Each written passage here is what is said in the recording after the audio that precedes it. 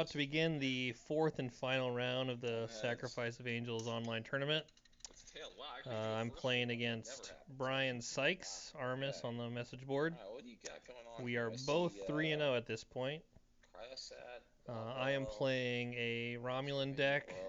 These is Galgathon and Remans. And he is playing Deep Space Nine. So he's playing three 40-point missions and a 20-point Denorius belt. So it looks like he's probably going to go 20, 40, 40 for 100 points to win the game. And I've been thinking about a deck that kind of plays the same mission set or similar mission set, and so I'm commenting that I wonder if he's playing the same deck that I've been thinking about. So Brian goes first. Are we officially starting here? Should I start the clock? And my hand looks pretty good. I got a Karos and Galgathon in there and Viceroy, so I'm going to try to get that set up as fast as possible. I will play Wharf for 4. So first card Brian plays down is a Wharf and a Runabout. Let's draw 1, 2. The Wharf from the TOS era. 3/4 Viceroy. So I'm trying to basically just use all my counter to get some people out. I got the Viceroy, so I'm going to be using the Viceroy's text with Remans to get some extra foresight. That's fine. Reveal a Viceroy from the top of the deck. I don't need another one, so I send them to the bottom. I'm a little nervous about playing Karos here, but I don't really have another play.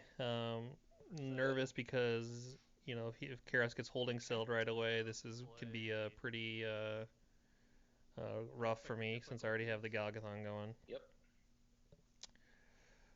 Right now, just trying to debate. I could play both of the, and then throw it unexpected down. I could play Stunning Reversal and Defendant Hope. I think I'd like to play one of them here. Okay. Just stop one of these leaders.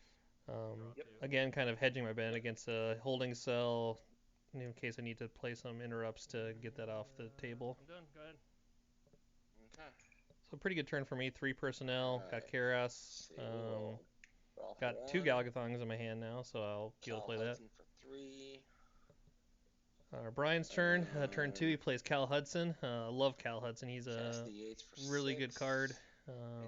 Just good personnel. And the Majoran dude for 7. And so he plays 3 people. And let's see. Cal, Cassidy, and Sonat, I guess. I think that's him. Yeah, I don't know why I have my ship in my crew one. That's kind of dumb. There we go. So Brian has 4 people in play right now. And he goes out and he attempts his 20-point mission with 4 people, and I'm pretty sure he can solve it with these 4. The Worf has high integrity, Cassie has high integrity. And she's got a ton of, she might even have all the mission skills. So he's trying to put me into pressure right away on turn 2. I'm really hoping I draw one dilemma to at least stop him here. And the best play I have is kind of a risky tactical disadvantage. He's got 3 cards in his hand. So if he's got a ship, just one? Okay. I have 2 Galgathons, so he would have to have 2 ships in his hand to make it work out for him. And I also give him some information on what I am playing. But we'll see. I got 2 ships. I got 2 Galgathons here. Okay. So I revealed 2 Galgathons. I got weapons 12 in my hand. Yeah, I got no ships. So let me see what else you got in your hand. So Brian reveals his hand. He's got a bunch of personnel. Shock troops. No ships. So he comments. He sees the shock troops. He has. I think now he has a pretty good idea of what's going to happen this game. I got a dilemma out of it. I'll take that. But I give him a dilemma as part of that, which is I think what he wants to do. The nice thing is I do get 1 kill out of this, but I happen to pull Sarad, I guess, which is the kind of the worst one he's got in play right now. So not a great pull for me, but I still stop him. So that's always good when you're getting micro teamed. Let's draw 1. So my second turn, I draw my 3rd Galgathon. Now I'm just really hoping to get a past Romulan out so I Three. can get it down on the table. That's a Riemann, so that triggers Viceroy. Another Riemann, more foresight with the Viceroy here. See a tactical planning. Actually, this is a card I probably want to keep because all these Galgathongs are useless for me at this point. 1, 2, 3. So I'm gonna keep that. I'm gonna keep that on the top of my deck and draw it, and I'm gonna cycle one of the Galgathongs out. There you go, Karis. You're good. I'm really loving these the tactical planning and all the other cards like it. The 0 cost discard to draw 2. It's really a good way to even out your hand, especially early in the game when you might not draw great. Haven't seen those played much a ton lately. I think as decks get bigger, they become really good cards, and this is a 74 card deck, so those cards are pretty useful. Go 6, 7. This other Riemann. Yeah, Thexor. I'll play Thexor here, another Riemann, big 8 strength Riemann. See, unexpected difficulties on top. Probably could have kept it there, but at this point, I'm hoping for past Romulans to get Galgathon going. Order phase. Let's here I'm going to use Defended and Hope to get some more draw again. Yep. And I draw Tal, which is the perfect card in this situation. So now, because next turn I can play Tal and Galgathon to get going. So I discard the second Galgathon. He's probably wondering, why am I discarding all these Galgathons? Okay. Because he didn't see me draw the third one. But Go ahead. So I discard the one. second Galgathon and tactical, or these are the Voyages. Don't really have any high cost personnel in play yet, so it's kind of a dead card in my hand. Tarul for 4. So Brian plays Tarul, who's actually a pretty good card because she can mess up some math in the mission attempts because Goober for 7. she can get kill and stop prevention. We'll fly home. Grab everybody. So Brian's third turn, he's out attempting. He's gonna second turn attempt a mission, so he's in a pretty good position. Range each way because they're in the same region. And he tries to lowball me again. Anyway, so I don't know. I mean, I think they're 4 minus 1 minus 2 is 1. So yeah. I think maybe attempting with 5 might have been the better play because then I would need to stop 2 here. And then with having a T-roll too, but he attempts with 4, so I need to stop 1. So I flip over. When I draw 2 Planet Dilemmas and a Craps. So Craps is the only play I have here, but in the previous turn when I flipped Tactical Disadvantage, I saw his hand, and he has a vastly outnumbered Odo in his hand that I remember. So vastly outnumbered Odo has a 7 cunning, so that would pass. Crap. So and one I don't think was gonna land. So Brian makes a comment. He says, "Wow, using unexpected difficulties already." And I say, "Oh, this is better." And I draw kind of the perfect card to stop a super micro attempt like this. Draw a hard time, which what do you got? is guaranteed to pull one out and not go under. So again, I think if Brian would have attempted with 5 here, he might have been in a lot better position because a single hard time would not have been good enough, and I might not have been able to deal with with 5. Yeah, I'll send it back. But that's gonna be enough. Can't attempt with 3. All right, my turn. It's turn. My turn. 3 here. So pretty good. Yep. Pretty fast for me. I get Tall out and I get Galgathon going. And kind of nicely, and then I kind of use this all the rest of the game, as Brian is playing Mouth of the Wormhole, Deep Space Nine, which has a 1 span, which is a very nice mission for my Galgathon, because I can go back and forth without having to do any extra range boost or moving to Remus. Discard Quark, and so Brian elects to discard Quark. Yeah, let's see. And then he's trying to figure out what else to discard. Hate to do this, but I'll discard Odo. And he discards Odo, actually, so that's a good card I like to see gone because that's It's my turn. a good target for my Okay. craps. I think Brian doesn't know that I'm I'm playing playing this that one yet, game. and I think if So he would have known that, he might have kept it along. Lee Knowles for 3. Draw for 4. I mean, so hard time goes down, and he gets down Lee Nollis and a surprise party. So he's getting that out pretty early. That's going to be good for him. And this is the vastly outnumbered Lee Nollis. Yeah, I'll play.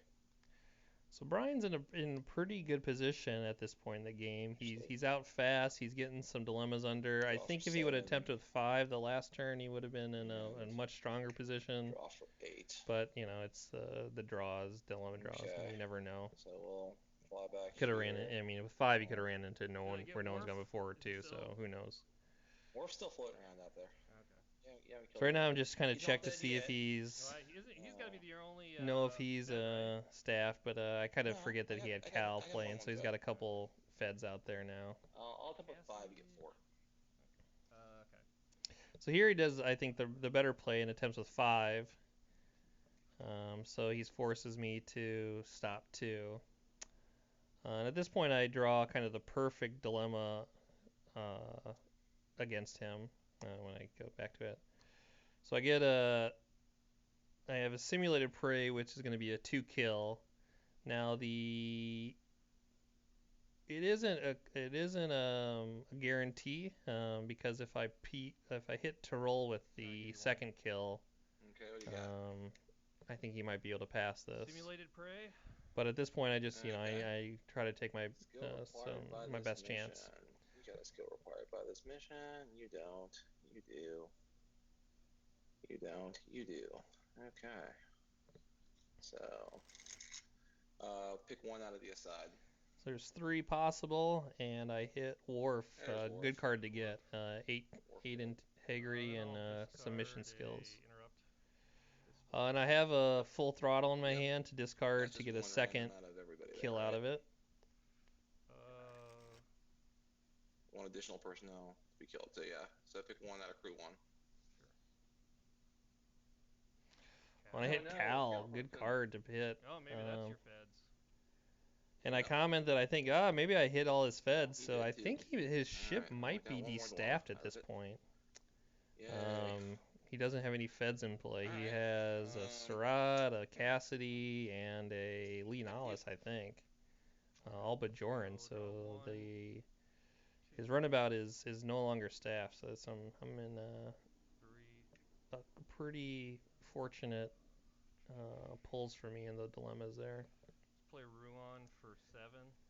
So draw a couple cards and I play Ruan for 4. And I get a look at his hand with Tall. Don't really expect that he has anything necessarily, but just trying to get some information on what he has going. So no downloads. So he shows all personnel, which is fine. At this point, I got 7 personnel in play.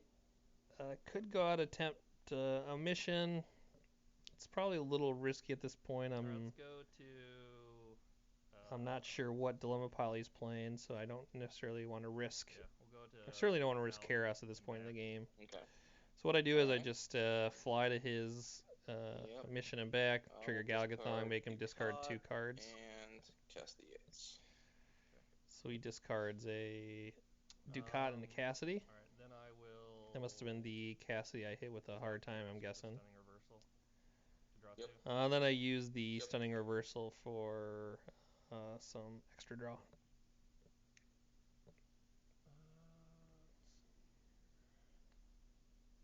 Alright, go ahead. Okay. And I pass turn 4 to him. Oh, sorry. Good owner instead of me. He had revealed his hand and it was still visible, so I kind of screwed up 2 for Bacta. hiding it from him there. But all right, so Brian plays a Bacta, so that's his Fed now. 2 for Quark. He's his download. Plays 2 for Bacta and then 2 for Quark, vastly outnumbered. And he's gonna download a card. ship number 2 there for 8. And he downloads another runabout. So he solves the D-staff issue. Kind of a really nice play by Brian Kind of planned for that. to get that other ship out doing and what you do. deal with the D-staffing. Okay, so correct me if I'm wrong, but a ship does not have to be staffed to attempt a mission, correct? So Brian's asking if a ship has to be staffed to attempt the mission, and You just need a Bajorn. you don't have to have a staffed Alright, ship. so You just I'll have to fly be ship able number 2 to over attempt here, it like normal. And let's see, can these 4 do it? So I got 2 under. Okay.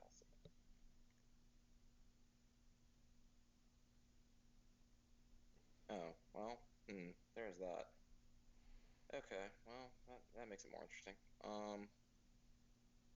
So we're gonna leave that ship there and just bring everybody back to headquarters for now. So I got an empty ship hanging out because I hear that mission skills are good, and I don't have any right now. So Brian You killed them all. Back to you. passes a turn. I guess I got it. I got lucky and got his mission skills. Let's go start in of the previous turn. attempt. Keros here. So Brian has 1 card in his hand, and I realize this is a good time to pull out a certain card from his deck. I call it Holding Cell because Holding Cell is a pretty good counter to this deck at this point. So yeah, he could use them to take out a Keros or something like that. So he has a Holding Cell in his deck. I have him put in his hand using Keros' game text. With the intention of making him discard it Alright, let's go this turn. 1. Draw 1 card, and then I play a Drawback. Cool. Again, using Viceroy's text to get Foresight. See a Shock Troops. Don't nearly need a second one at this point, so I put that in the bottom. That trigger's tall too. I don't know if you. I have a Holding Cell and Talera in my hand. Okay, yeah. So tall doesn't work because he's got a Holding Cell and a Talera. There you go.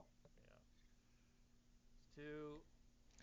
Let's play the Rock. Play the Rock, which is an awesome card in this deck. He's got high strength and he's got great mission skills. And then I play Khan as well, who also is a backup commander for the Galgathon, and has just high strength and some nice mission skills too. Brian kind of laughs, "Oh, Khan, yeah, it's pretty good with the Galgathon." So I got 10 people in play, and I want him to discard a card. So there's a couple options at this point. I could fly. So because his Mouth of the Wormhole is 1 span, I could fly to Mouth of the Wormhole then to one of my any of my missions at this point. But if I go to a space mission right now, I kind of have to go 10, or I have to leave people, leave Keros vulnerable. So I end up deciding to move to supervised lithium mines after some time here. And then I can just keep Keros on the ship and send down a crew without him. Bye-bye. Now this is a little risky because Brian could be playing Nest X. I could just walk into a Buzzsaw. But I have Ruan in play too, so there is some, and he has no cards in his hand. As I have a couple of events, so he could I could kind of squeak through this mission attempt even if Brian draws some good stuff here. And at this point, I really don't know what he's playing in his Zolmo pile. But if he's playing kills, I'm actually in a pretty good position with Ruan, being able to prevent those kills. Kind of just double check again, and I have 4 events, thinking this might be a pretty good attempt. And I think I have plenty of mission skills at this point. I have 3 Geo, 2 leadership, and a bunch of security, so I have mission skills covered in a couple ways. So Brian's gonna have to give me a few dilemmas to stop me here. You got that guy. So deck is, what is this? This is turn 5, I think. Out at turn 5, 10 people, got Galgathon going. So deck's working out pretty well. Hardly ideal. About the speed that I kind of hope for and maybe expect at this point of the deck.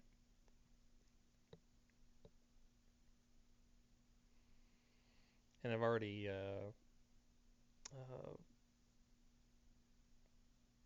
taken his whole hand.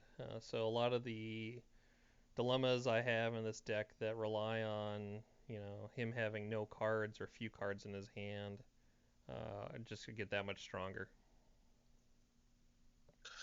Oh, that's so dumb.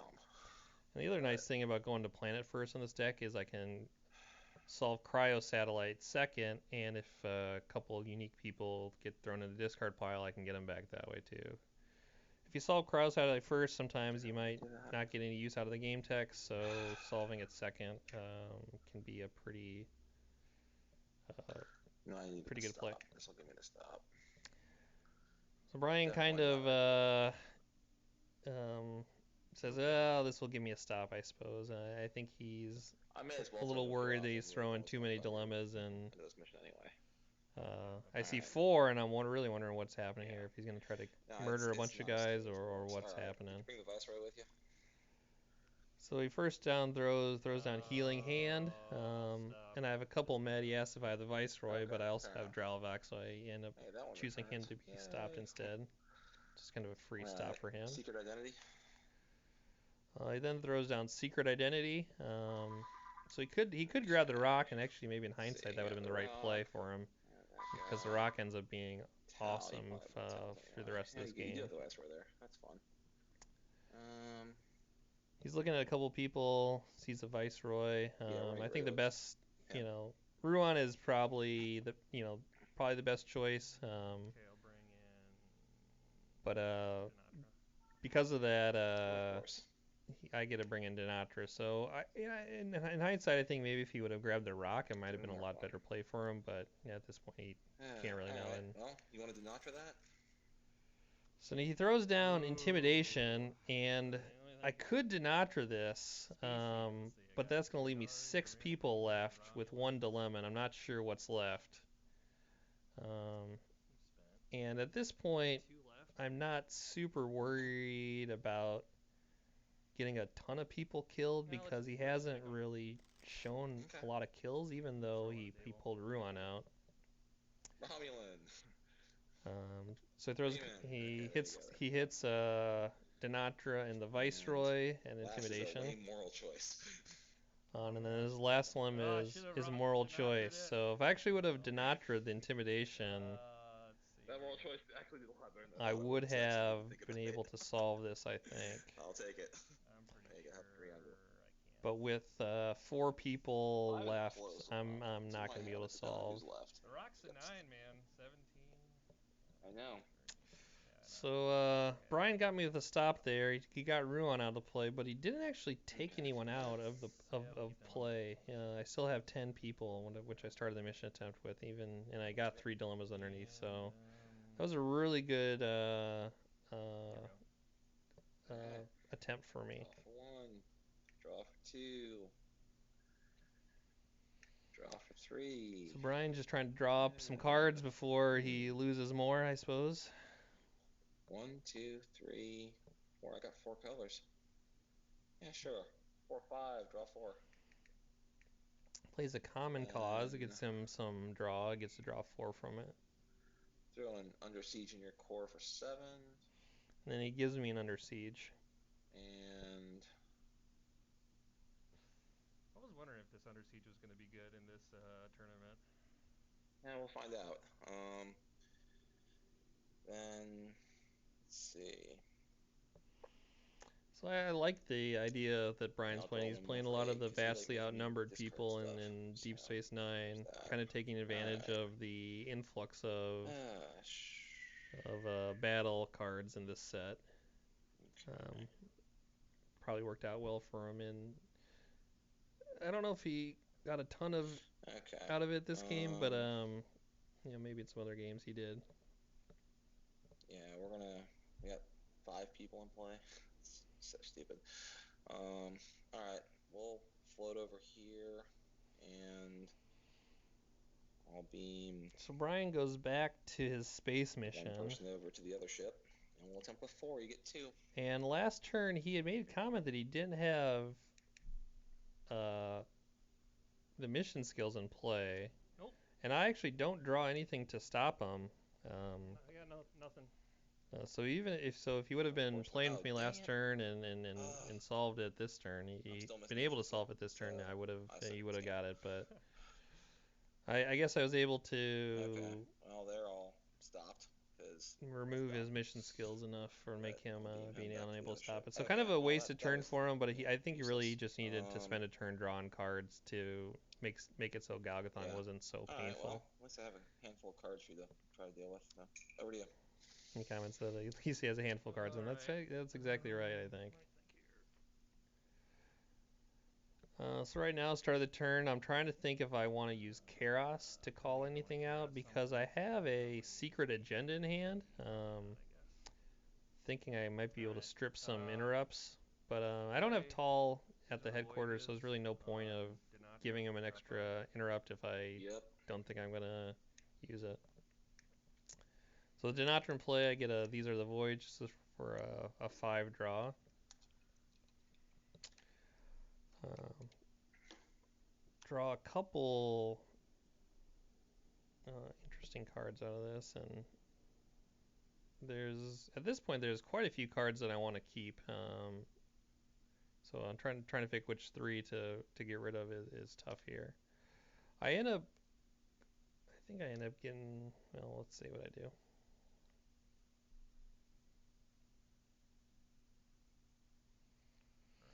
So I end up throwing away or recycling out a Riemann, Shock Troops, and another copy of Karos. Thinking I probably don't want to use a Shock Troops, and then I end up drawing a Shock Troops the very next card. So it was a good card to cycle out. Top 4 dilemmas. Yep. So I play P-Tull. All top. Come on. He just has Top good mission 4. skills and Oh man. this point. Space. So Brian flips over 3 space dilemmas and 1 duel. So P-Tull is 4 cost here. Look at the bottom there, right? And that's actually pretty I know.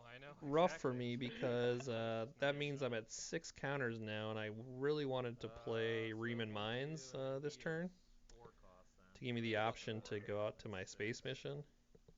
So let's see, we send the top of bottom dilemmas. So there goes all my space. Little unfortunate for me, but I think I'll make do. I know, right? So I've drawn a scimitar in my hand, and I want to get the maximum value out of that. But to do that, you need to have your Riemanns at the headquarters. So I'm trying to add up. So right now I have 11 personnel in play. If I can get all my Riemanns at my headquarters, the next turn I can play the ship for free.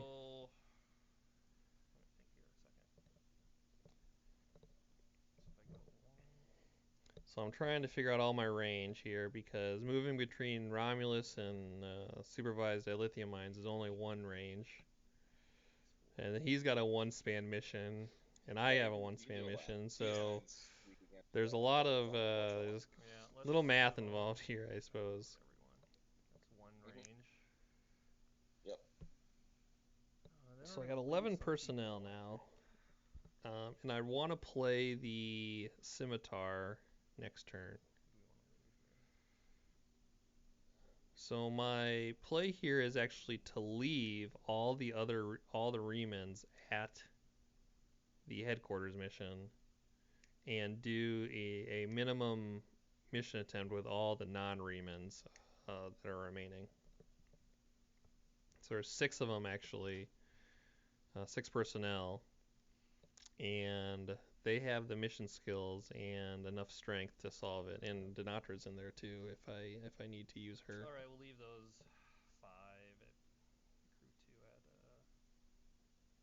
headquarters. So I leave the Riemanns at Romulus. Right, I'll fly to. And then I fly to his headquarters and back to Remus to make him discard 2. And a common purpose. So Brian discards an extra copy of the Ganges and a common purpose. All right.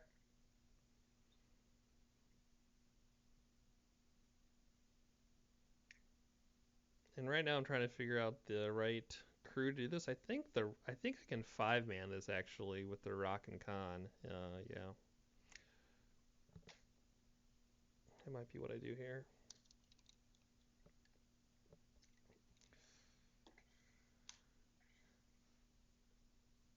Let's dump 5 and Yeah, so crew that's 1. the Rock Con and 3 sixes huh? is exactly Yeah. 35 strength. So Two. they have the mission skills and just enough I can attributes play to be able one. to solve There this. you go. All right. Brian has a draw 2, spend 2, and he draws 1, and he draws a unfair terms. And right now I'm thinking, oh my god, I should have just kept an Otter in there. I could have nuked it and got the solve out of it. About to stomp on that thing? So he asked Nope. if Denatra is going to do something about it, and I say, nope, she's not in the attempt, man. 3. Hopefully I can keep some kills here. But I got a couple 3s and 5s in there, a 5 in there, so it's actually not it could go better or worse for me. So he picks 2 3s and a 2, so only Keros dies. Dead. Kind of got fortunate that I didn't. Sad. I left all my Remans at Well, there was actually my it headquarters. was almost as good as you could ask for. Oh really? Yeah. Oh yeah, Patrol there too, and Yeah, Petol and I guess I have one other 2 there. These 4. So he gets 1 kill out of it, but 4 people can't solve it, and but I get a dilemma under, which is the big thing, and I'm set up next turn to get a very discounted scimitar. Let's see. Going to draw for 1, draw for 2.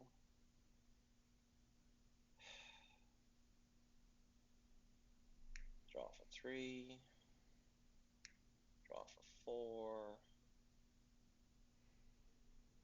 Okay. So Brian spends 4 counters drawing.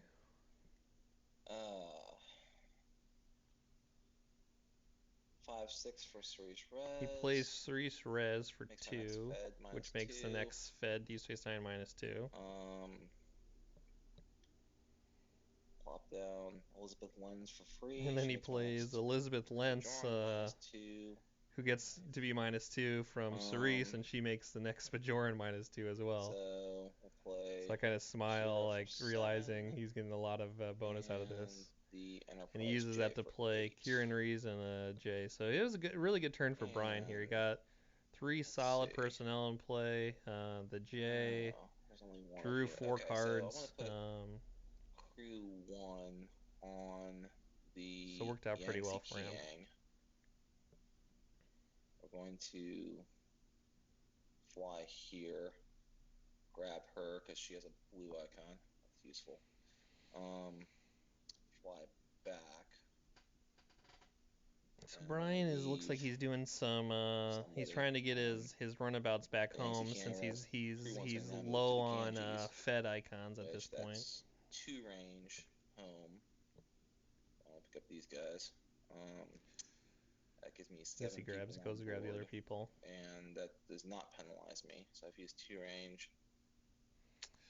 So I guess Brian leaves 1 person on the Yangtze, 1 I assume Fed on the Yangtze King, and he brings 7 people on the Ganges. This mission? Yeah. And is able to fly out to deliver Ancient Artifact and attempts with 7. Okay. Now at this point I realize I haven't drawn my necessary execution, and that's really the best card I can draw. And there it is, card 2, and then my dilemma draw. So it's a great, perfect card for me in this situation. I think this is kind of a major play for me, and it kind of I think happens. We end up finding out later that Brian basically had to go to planet because he was out of navigation for his space mission. So he wasn't able to get the mission skills for that. Only 2. For Denorius Bell. SX. But I comment, well, he says only 2, but it's some good ones. So my stack is an SX followed by backroom dealings, hoping to get 3 kills out of it total. Just hoping to score some points. But no. Brian comments, that this game's not going well for him, and Yeah, let's get. I think it was going well from early, then kind of turned rapidly. It's Quark. So I pull Quark Okay. out because Makes normally you sense. don't want to kill him, Okay. but he's gonna land. That's gonna let me land backroom dealings next. Yeah, Kira. Okay. So I grab him and Kira. Kira Very because good. she has diplomacy, which looks like Brian is Also kind got- of behind on some mission skills. He's got diplomacy on Backroom each of his dealings. mission. Oh, Then I okay. flip over So, backroom dealings, kind of making the comment that like that's why I got agriculture. Quark because now backroom dealings is gonna land. All right. Well, the others not on shuffle. All right. Kill somebody. I suppose I could get Tyrell again, and course. he'd be able to prevent that kill. But I grab Lenalis, which is another really good one to kill in this situation. Over to you. So Brian's got 4 people in play on the planet, We'll do Grolvac for 1. and I have a shock troops in my Yeah, hand. Viceroy. So this is gonna Okay. be a big turn for me. Top 1. I'll leave it there. So I play Draw for another 2. Riemann. I foresight with the Viceroy to play the other Riemann. Yep. So now I have the So I 5 got, Riemanns I left at the 7 headquarters from the Riemanns previous now at the turn, plus the headquarters. 2 that I played course you this do. So turn. I'll play the scimitar for free. That gives me a 0 Nice. cost Okay, scimitar. That's quality. I respect that. That's And solid. Brian makes a comment that he respects that. I think he It's likes the 3. play that I left the Riemanns there to get that out. Oh man. And I kind of think, oh man, this is not gonna go good for you, Is this how all dude. your other games went? Where you just like completely curb stomped everybody? Well, this might be bad for you here. I tell him, well, this Shock is gonna troops. go pretty bad Yeah, for him. you're gonna detonate a bunch of Riemanns and kill my last 4 guys on the planet. That's fine. Yeah. And then we'll go. So I get a Riemann. shock troops down Yep. and the Riemann Mines. Riemann Mines, an awesome All good. card. Good. Not, Yeah. So good for the not Galgathon, so good for expecting. all my ships in this deck I'm surprised to with see. all the I mean, Riemanns. you flashed me that Riemann mine or that shock troops, early on. Took the Riemann mine too. You've been sitting on them. So he knew I had that in play, or he knew I had one in my hand. So let's. I think the move to go attempt the planet there was I think he kind of had to do it because he didn't have mission skills, it turns out. Yep. But it ends up being a big swinging turn for me here because I'm going to for one I got the scimitar out for free, and then I also have all these Riemanns that I can send down to go fight him. So I messed around with all the personnel here. I have to, even though he only has 4 people in play, I have to be a little cautious because he has the USS Enterprise J. So all his guys are going to be strength +1, and I still don't have a ton of Riemanns out there. I have 7. I guess to his 4, so I'm ahead. But he could have a Defended and Hope in his hand that I don't know about because I haven't looked at his hand for a couple turns since he's been drawn. So I start to figure out, okay, how am I going to get the Galgathon to make him discard and kill everyone and not lose it? And then I realize, well, why don't I just go attempt it? I can attempt this mission with I guess I can solve with 5 people. So why don't I worry about that first, and then I'll do the rest of the turn after that. So I get the Rock and Con, and then a couple 6s, which is enough to be able to 5-person solve this. So he's going to be in a draw 1, spend 1. Hasn't really proven to have anything to deal with low personnel attempts. I suppose he could have had a uninvited at this point. All right, let's attempt with 5. And I think I make a little bit of a misplay. I probably should have Okay. used Secret Agenda here. I think I have a Secret Agenda in my hand to give me that extra information to see if he All right. he could use that. But Assuming you can solve draw 1, spend 1. He Yep, can't do yes, anything. Geo and Or he leader. doesn't draw anything that he can play. 15. and I flip over a bunch of high strength people and all the mission Yep, skills. you're good. So on the board at 35. All right. Now at this point, I just got to figure out, okay, let's send some people over to let's send some pretty much every Reman over and then go kill him. But I want to get the Galgathong discard as well from him. So I need to send Khan and the Remans, I suppose, on the Galgathong, and I need to keep 5 people to fly the Scimitar the next turn.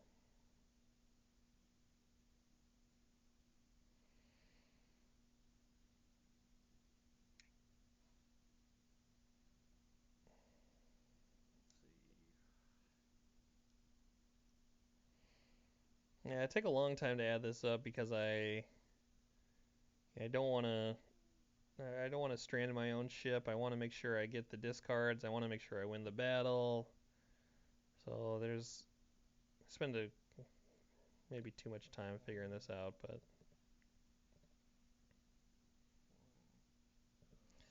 the goal is to get some discards, kill all his guys, and set me up for the next turn. Okay. For 1 range. So I fly both ships back home, knowing the Galgathong is now range 10 thanks to the Riemann mines. It'll move 3 more here. So I can make sure I don't here. keep my ship stranded. Okay. At Remus, for example. Discard an Enterprise J and Julian Bashir. So I make him discard 2, and then I send down the shock troops to get him. So at this point I'm thinking, well, I guess he could have a Defend and Hope, which I haven't seen that yet, but I kind of just do it as a precautionary play here. I do a secret agenda. To You got any interrupts in your hand? Nope. So Brian does not have any interrupts, so it was a 2 people. It was a useless play, but probably the smart play in the end. Send down 7 shock troops. Okay. So I send down 7 Remans against his 4 guys, which is going to be a victory for me. A whole 6, 12, 18, 25 strength. That's great. I got a little more than that. I'm sure you do. Yeah. All right.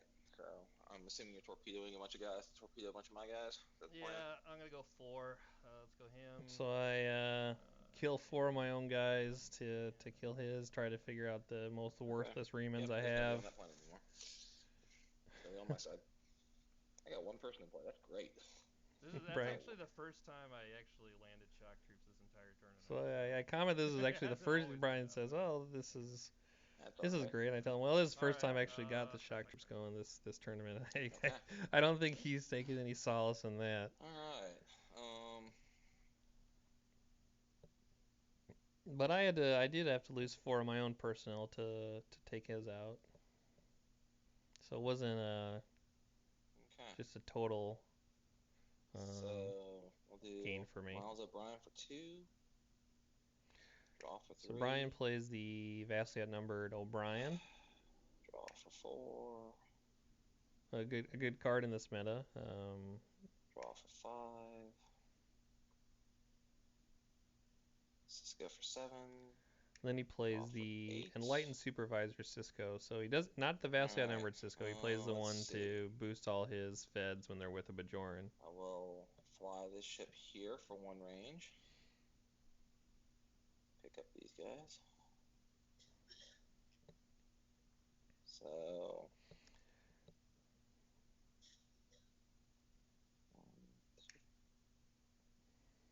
okay. So it doesn't look like Brian can do much with only 3 people in play. I think he's trying to figure out if he wants to go grab his other ship or not. Alright. Back to you. But he just passes the turn. Let's draw 1, 2, 3,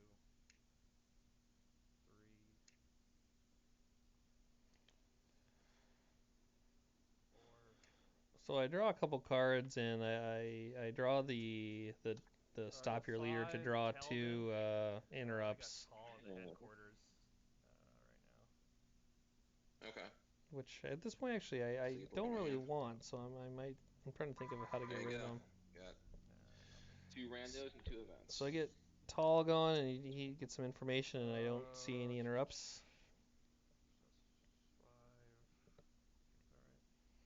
After I play Talvin, and just a one cost guy with 6 strength, and he's got two good mission skills for this deck. He's got a Geo and Officer. So I have all the ships I need in play. So the christening is worthless. So I cycled it out with a tactical planning again. Another. Just kind of point out that tactical planning is a pretty good card for this deck.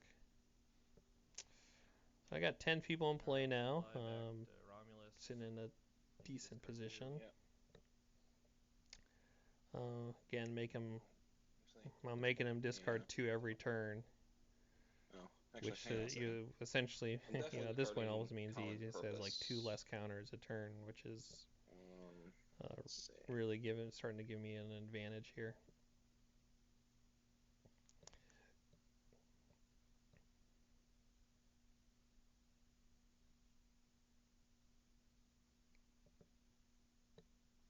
Yeah, and I'll discard common cause. I need my people at this point. So Brian discards common ground and common cause and or common purpose and common cause, and comments that he needs his personnel rather than the extra counters or extra draw, which I agree with him at this point. So here I'm just trying to keep the Galgathon going and put pressure on him, attempted missions. So I fly out to Cryo Satellite. You're in space this time, right? My first attempt at a space mission. I got Denatra in play on the Scimitar. So that can deal with some shenanigans. And I have he did manage to kill Karas earlier, but Khan is a that's why Khan's in there. He's in there for the backup for Galgathon. So I left him at the headquarters with Tall, so I can hopefully keep using Tall, at least to give me more information and maybe a download out of it. All right, ready? Yep. Brian gives me 3 counters. First one is secret identity, and at this point it's kind of obvious which one he's gonna pull out. This is your crew 1. Yep. Yeah, I'm pretty sure Denatra can go. So he grabs Denatra. That's always the right answer. And really the best personnel I can grab left in the deck. The only other high cost left is Data. So I pull out Romulan Data. Kind of another really beefy personnel, high strength. Let's see. And because of that, he is able to land slightly overbooked. Denatra would have been able to nuke that without the secret identity before that. Yeah, that's what I thought. That was close. Okay. So all of them are each of them, right? It's not just pick one. Yeah, it's all of them. That's a mass stopper. All right. Crew 1 is all stopped then. So he gets 6 stops out of that. He gets all my weenies. Let's kill one of them. And then he flips over a Weekle Parish. So he's on a 50-50 to hit Data, 50-50 Data. If he hits Data, it goes under, but he kills Data. If he hits P-Tall, it doesn't go under. So I'm not really sure which one I'd rather him pick. But he does hit Data. So Data has a very short-lived time in the Romulan Empire. I can't solve with 1. But he that does make Weekle Parish go under. Yeah, Romulan is not the best matchup for my Dilemma pile, apparently. They're like throw a lot of vectors. They're good. I don't know. They've always been good. Like they've never not been good. All right. So I got 3 under. Under, Kind of have those extra interrupts in my hand, go ahead. but that's okay. Okay. Draw for 1. Draw for At this 2. point, Brian needs to catch Draw up for really 3. quick. I think he can. Denorius belt Draw isn't. for 4. I don't have any. Other than the 6. couple unexpected difficulties, I don't have much to Draw deal with 8. micro teaming in this deck. So, So as long as he can attempt a Okay. 4, I'm he gonna go still has a use good 7 on chance this to solve that. So he plays Crim and I'll leave you Lojal, behind. and I think he So I'm gonna really attempt the needed 4 that one more time, Lojal, get 2. because that's the navigation that he's been missing for a long time. Oh yeah, good call. So I get 2 dilemmas, and the only play I have is Craps. Oh, I let me haven't tap seen that his exactly. hand for a couple turns, I got something. so I don't really know if this will land or not. Yeah. But it's the only play I have, so You got I flip another over, stupid I give thing. him a Craps. Craps. Oh, craps. Okay. Yeah, it works pretty good with the discards. Oh, Usually. I got Garrick in my hand. And then Dude. Brian says, "Oh, I got That was fun. Okay. the Yeah, Garrick good one. Mastermind in his deck, I at least which got that one. Alright, I'm has gonna at the least score some 7 points. cunning Cisco, to beat Craps." O'Brien, And kind of interestingly, this is the first time I Lojal, see that and Garrick Krim. I'm Lojal thinking, has oh, maybe diplomacy and he is nav. gonna Krim play has some honor. battle on this. Maybe Cisco he uses makes it to the just get some other extra beds dilemmas out of +1, this. so let's see, 7 + 8 is 15. It Plus turns 8 is out he 21, doesn't really plus 6 is 27 play in theory. battle in So this deck and hey, just kind of uses I'm on the Garrick board for as a nice 7 Alrighty. cunning and acquisition First mission I've given up all tournament. personnel. So Brian says, Oh, finally man. got through this mission, and I think That's he's so relieved for dumb. that. Alright, so Kind of been a struggle always for just him at the losing mission headquarters. skills. I've used 1 range. Oh, but this is a stupid ship, so But it can't now he's go on the anywhere board. else, besides And back at honestly, he's headquarters, not at this because point. they He's don't really let not that. too far behind. He doesn't have a ton of Garrick for the personnel in play, but he's got a shield. mission That was solved. He's got amazing. a bunch of dilemmas under a second one. So if he can Hey, hold I'll me take what I off can get at this for a point. while, It's been he a pretty has a rough, chance pretty rough go here. to come back in this game. Okay. But he's going to need to get some personnel out So and you're get at the some headquarters. So everybody's at the dilemma headquarters. stops. We're all hanging out. If that ship can't go anywhere else, I'll go get the Ganges when I get a chance. It's whatever. All right, that was fun. Back to you. So at this point, I have 3 under Hopefully these the are the cryo voyages, satellite, and People. I'm thinking I probably want to Okay. do a 5-person mission attempt, so because that'll take a couple dilemmas out of play Yeah, from get rid of all him. your other 5s. People's only got left. Notably the GOM2 that I saw earlier. I really don't have a way to solve GOM2. So I don't want to give him a draw 3, spend 3. I use these are the voyages here on PTOL, just to get some extra draw and actually to cycle out those interrupts that I don't really want to stop personnel for at this point in the game.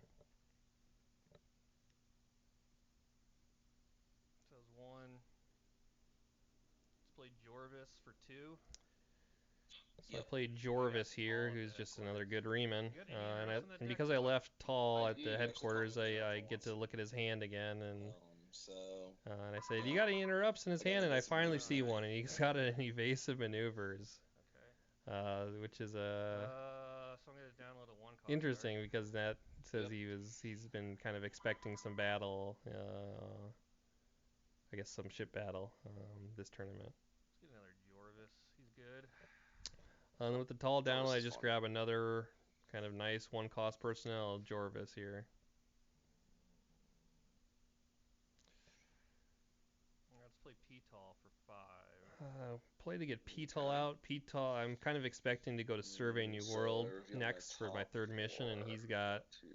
he's got all the mission skills there. Let's see. So he's Reveal so getting another P-Tall out's good. all. I already pretty much know what dilemma pile he's playing, Reveal to all. so I don't really not really gonna gain much from that. Wait, what? But again, he flips over There we 3 go. space and 1 So, dual 3 more space, I love it. dilemma. Well, I should probably Gee. So it makes P-Tall 4 cost again. Yeah. So I'm not getting much discount out of him, but he's just He's 4 cost. so good that it's it's probably still worth it at 4. Yeah. Bottom dilemmas. Bye-bye. Okay. Then I play another the other Jorvis I had, just another good personnel. So at this point, I have a lot of options I can do. I can try to do some double attempt at the space mission. What I'm going to elect to do here is try to do a 5-person mission attempt at Cryo Satellite, and if I, whether or not I solve it, send the rest of the people to Survey New World. Now, with Riemann Mines Out, Scimitar is range 12, so it can go back and forth no problem. And it takes me a while to figure out exactly how to do this, because I also want to get the Galgathon discards too. Garrick and And Galgathon's also range 10, so I can fly to his headquarters and back, and then out to my Survey New World still.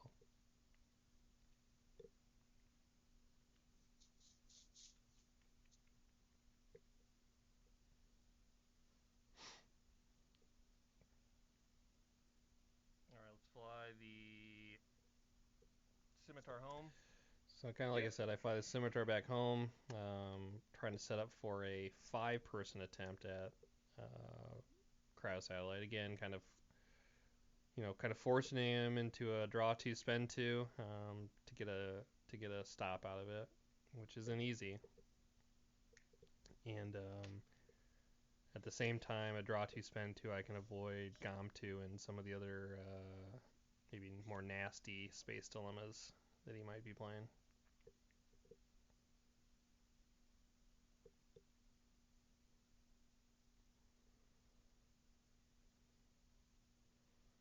So the Rock is so good in this deck as a 9 strength. He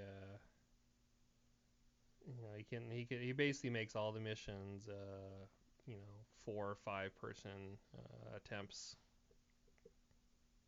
And he's only 2 cost, and he's got great skills for this deck. Yeah, 5 will get back on the Scimitar and go attempt that space mission with 5. Okay. So I get the Scimitar out to my space mission with 5, and again, like I said, I'd give him a draw 2, spend 2 situation. Yep. And he doesn't draw anything. That's 14 and 9. It's 23 and 8. So I'm going to get the solve out of it. 37. Yep. And the good thing, like I said earlier, you solve Cryo Satellite late in the game. You have a lot of options to pull some personnel out. Of course, yeah.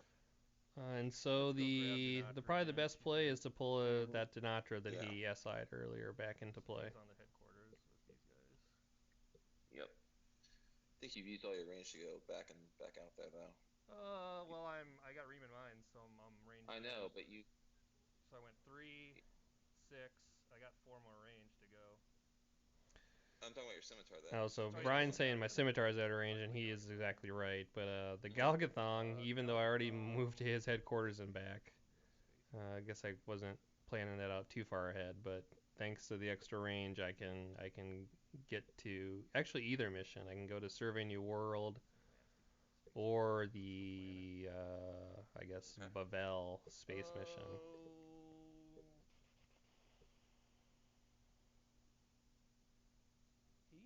Let's go 8 crew 2. And then I send down 8 for attempt at Survey New World. Again, probably got the mission skills in excess here, and Dinatra to deal with one particular dilemma that I don't want.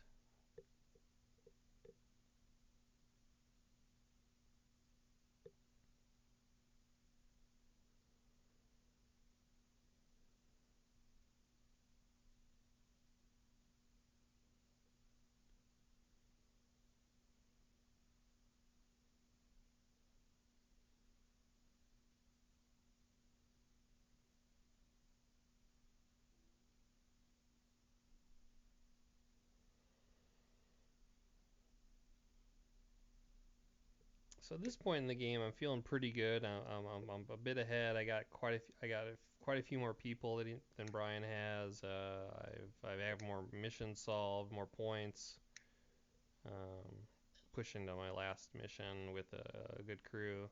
I'm thinking probably I'll be able to end the game next turn. And so kind of just need to avoid a bad dilemma draw of my own on his missions, and I think I'll be able to pull this off.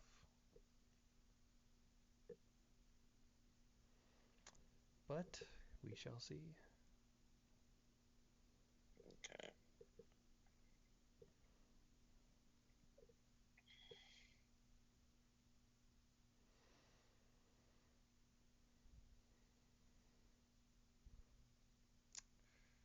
So Brian gives me a stack of 4 dilemmas here, which I'm happy to see because 4 Alright. dilemmas means Ready? probably a couple Yep. under. Up it is. Rascals.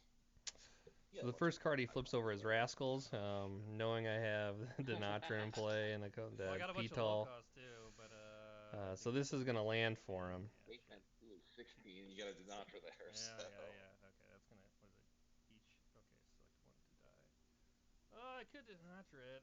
I No. kind of make a You pull or you pull silly it. comment that you could Denatra Okay. it, but So crew we'll 2 just see is what we'll just let Boom. him pull whatever he pulls. Boom. Nice. And then he ends up pulling Denatra, 1 out of Alright. 8. Good pull for him, Alright, next up, for sure.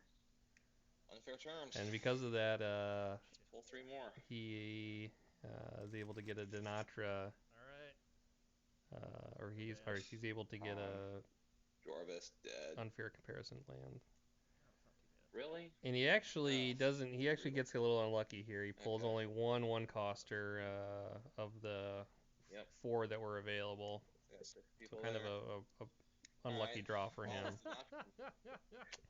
And then he flips That's over a good. Dalrock, and I laugh because Both he sides of played it. he, I he like played that. both He's got Rascals and Dalrock in the same dilemma stack.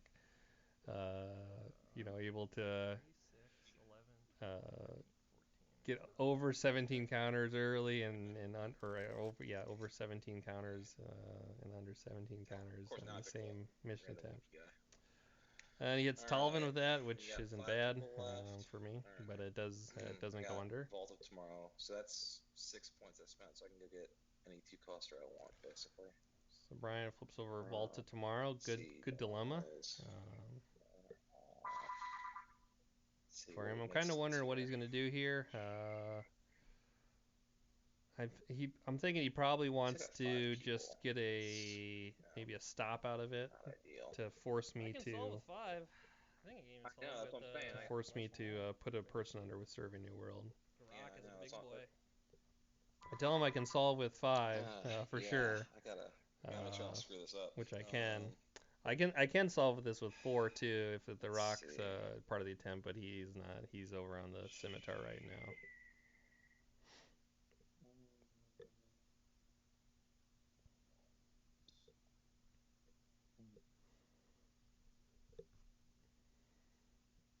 Yeah, let's just go with the. You might be able to do it anyway. Well, if you do, I'll just take a game. See if I can find it. Where'd it go? Yeah, I'll just throw a polywater in there. So Brian throws Polywater down, which is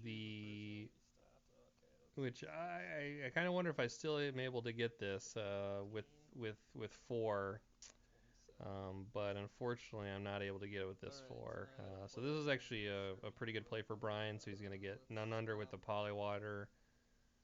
Then he's also going to get the 1 under with Survey New World. So I choose to stop Khan because I don't want Khan to go under from the Survey New World. Randomly pull 1 from crew 2 to go on the bottom. And he's going to put 1 under with the Survey New World game text. If you want, or something like that. Okay.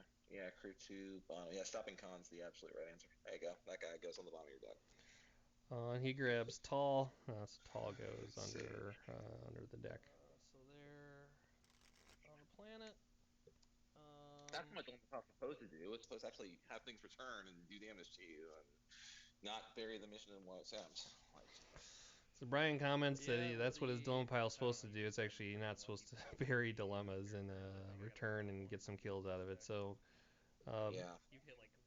much I've got one kill a on pretty good on dilemma That's play, retarded, some but pretty yeah. good dilemma plays for him All right, there. your turn. He makes Alright. a comment, and I kind of agree with him See. that he's kind of gotten unlucky with these unfair terms. And both chances he had a chance to kill multiple people with them, and he only got one both times. Alright. Little I have unfortunate all for him, 5 and people in fortunate play. for me. That's great. So I'm gonna draw for 1. Draw for 2. Draw for 3. Draw for 4. Draw for 5. Play Kern for 8. That's fun. Oh, nice.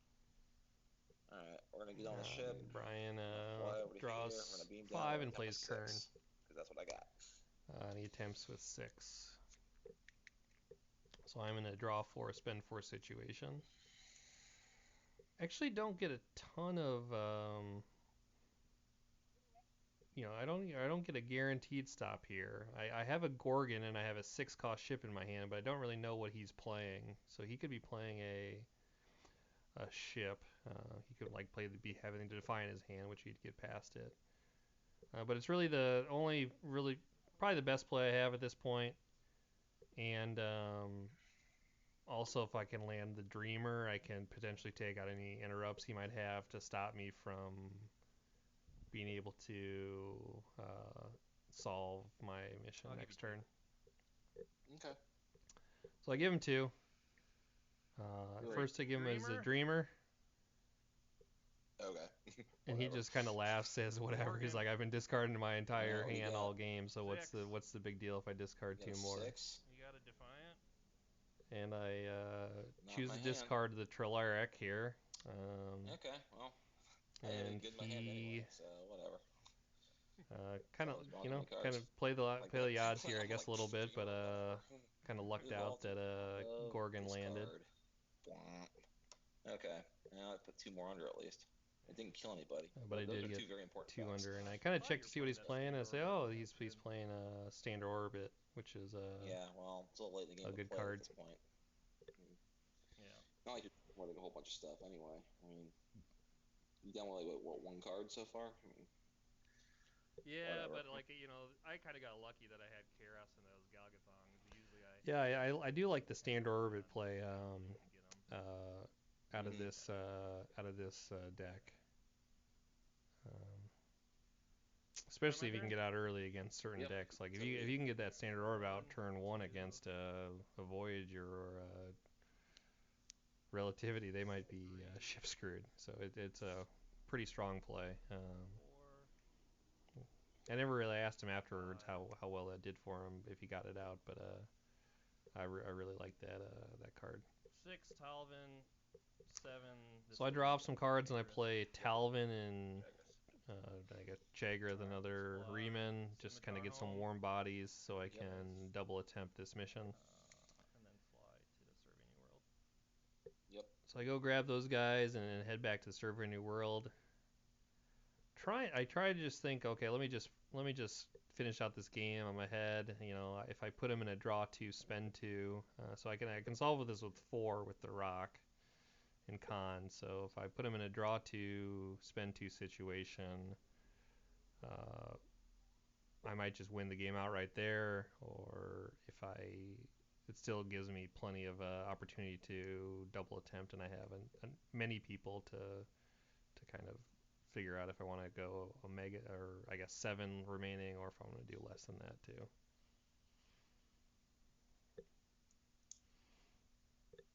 So I just double check mission skills here, add up the attributes again with 2 6s and con. That's 20, and the rock makes 29. So oh wow, it's that actually works. Okay, it's well, the right career that's do. called a random selection reversion to the mean right there. Brian says, well, that finally drew what I wanted, so I'm kind of wondering what he pulls at.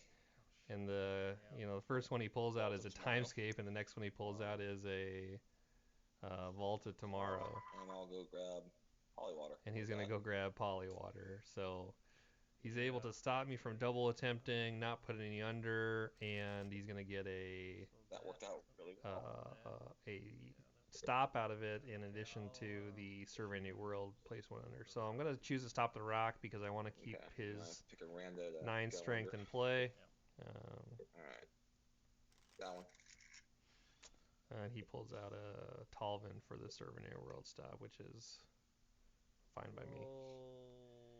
So here I have 7 people left. Debating if I just try to go attempt the other space mission. You know, I don't really have a great crew out there to deal with that. No. You know, I'm kind of sitting ahead in the game too, so it's really not worth me pushing it in the game. But Brian actually he's not too far behind. He's gonna be able to solve. You know, he might be able to solve his planet mission here, and then it's just I'm just one bad dilemma draw away from losing this game. 3, 4. So Let me check something real quick. I need to end the Yeah, game you're quick. good. Okay. But that turn, his dilemma play was great 5, for him. 6, 7. He pretty much stonewalled me without me 8. getting any further at all. Okay.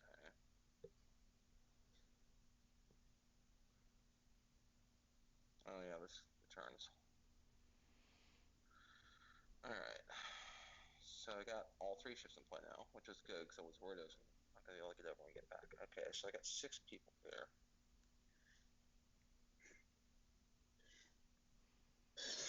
So Ryan's trying to add up all his numbers, and I think he's trying to think if he can 5-person attempt his Alright, I'll mission. attempt with 6, you get 2. But he attempts with 6, he puts me in a draw 2, spend 2 situation. Shuffle my dilemmas back in. And I draw a racial tension and overburden. So overburden is overcosted, so my only play is a racial tension here. I'll give you 1. Okay, what do you got? Racial tension? Oh, jeez. Of course. Oh, I got humans, I got Klingons, I got Vulcans. Oh, okay, well, we need to get a little lucky here. There you go, pick 2. Just flip them out on the table. Brian says he needs to get a little lucky here, and I go human and human. Oh! So he that works out well. breaks the racial tension, and because of that, he is able to solve the mission. So now the game now just got really interesting because he is he's one mission away from winning the game, one attempt really away from winning. O'Brien, diplomacy on Lojal, security on Kern, and leadership on Cisco. Yep. And with the Enterprise J, they're all +1, and my non-Cisco feds are also another +1. So I think I have like 45 or something like that with these 7. +8 is 15, +8 is 23, +8 is 31, +7 is 38, +7 is 45. Yeah, I did the math right on that. Okay, so that works out well. So Brian has it solved. And like I said, he is one mission away from. Okay. He'll be right now. He'll be attempting here for the win. Just got interesting. Okay, so we're gonna. He says, "Well, the game just got interesting," and he's definitely right. Back on the Ganges, and we're gonna switch over to the Rio Grande and pick up this guy while we're at it. And we're gonna float over to the mission over here, and we'll attempt with 7 because that's what I got. All right. So he attempts with 7 his off-world raid.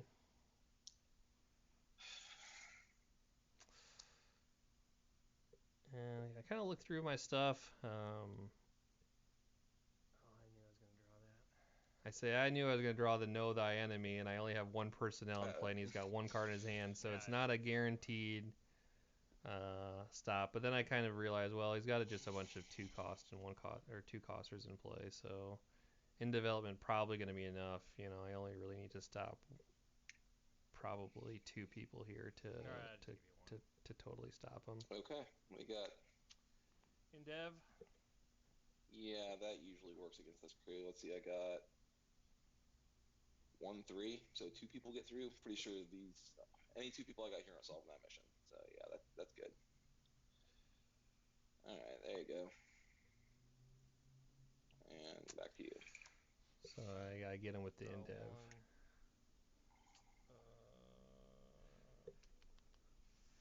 So I draw the Tactical third planning. tactical planning, and I use it Okay. to cycle out that extra copy of Human Minds. Again, tactical planning pulling off being a really valuable card for me.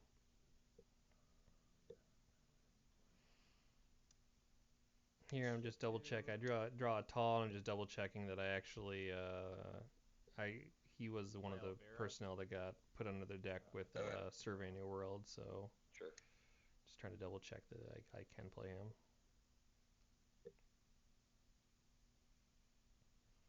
Let's play tall. Is he dead? You sent him the bottomless Survey New World at one point. Okay. Oh, and that is time. So this is the last turn. I think you lose So anyway. that Because is you're at 65, the 60 space Brian. planet, so That's question of the whether he gets the time of win the or not. game, and I'm ahead at this I'll point play Shinzon.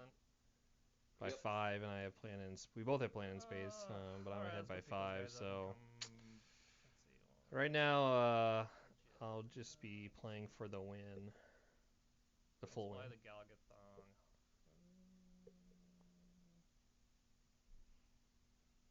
Suppose I should maybe discard it.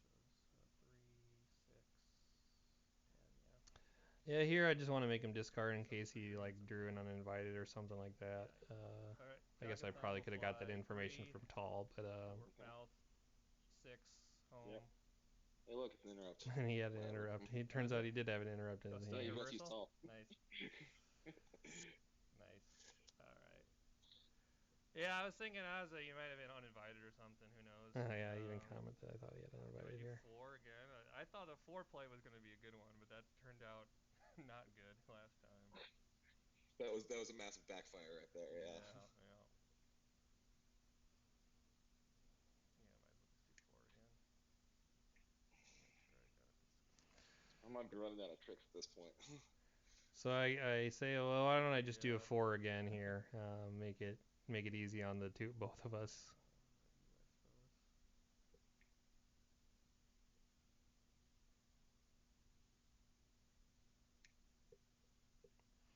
Again, just double checking the mission skills. The rock con and 2 6s is 29 strength, so those 4 can solve it. I try to think maybe I should have done like a different 4 first, but whatever. Okay. I just go for the win. Put him in a draw 2, spend 2. I have 2 to spend, huh? Mm-hmm. Well, I think this is where he discards when you the game, because I got a counterinsurgency program. I got no events to throw at you. So. Oh, nice. So yeah, I'm out of ammo over here. All right. I got it.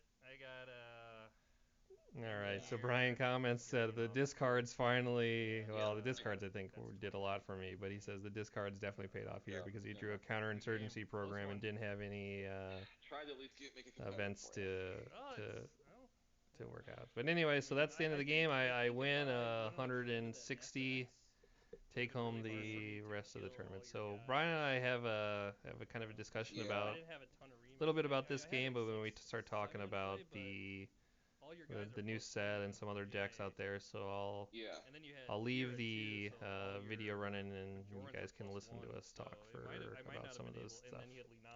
Thanks for thanks for watching the game. If you have any comments, please let me know. Well, unfortunately, I had to go plan it even though I didn't want to because I had 0 navigation in play at that point. And then, I had like 3 navigation out early, and you killed all of them. You killed Cal, you killed Worf, you killed whoever the third person was. And I was like, well, now I can't do my space missions. That's a problem. So, yeah.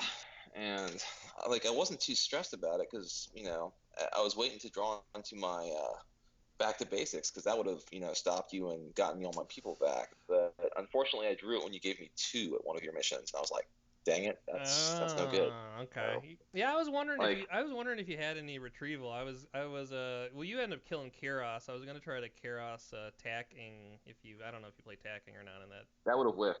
So okay. Yeah, no tackings. Okay. Yeah, but I guess if you're playing back to basics, then you would have been able to do. Yeah. That. Yeah, I was hoping that I would draw it at the right time. Unfortunately, I did not. So I was I was halfway through my pile. I hadn't seen it yet, and then when you went on your attempting with 5 in space, and I got 2, I drew. That was one of the 2 I drew that I couldn't play. The other one was a 3-coster. I was like, well, boo.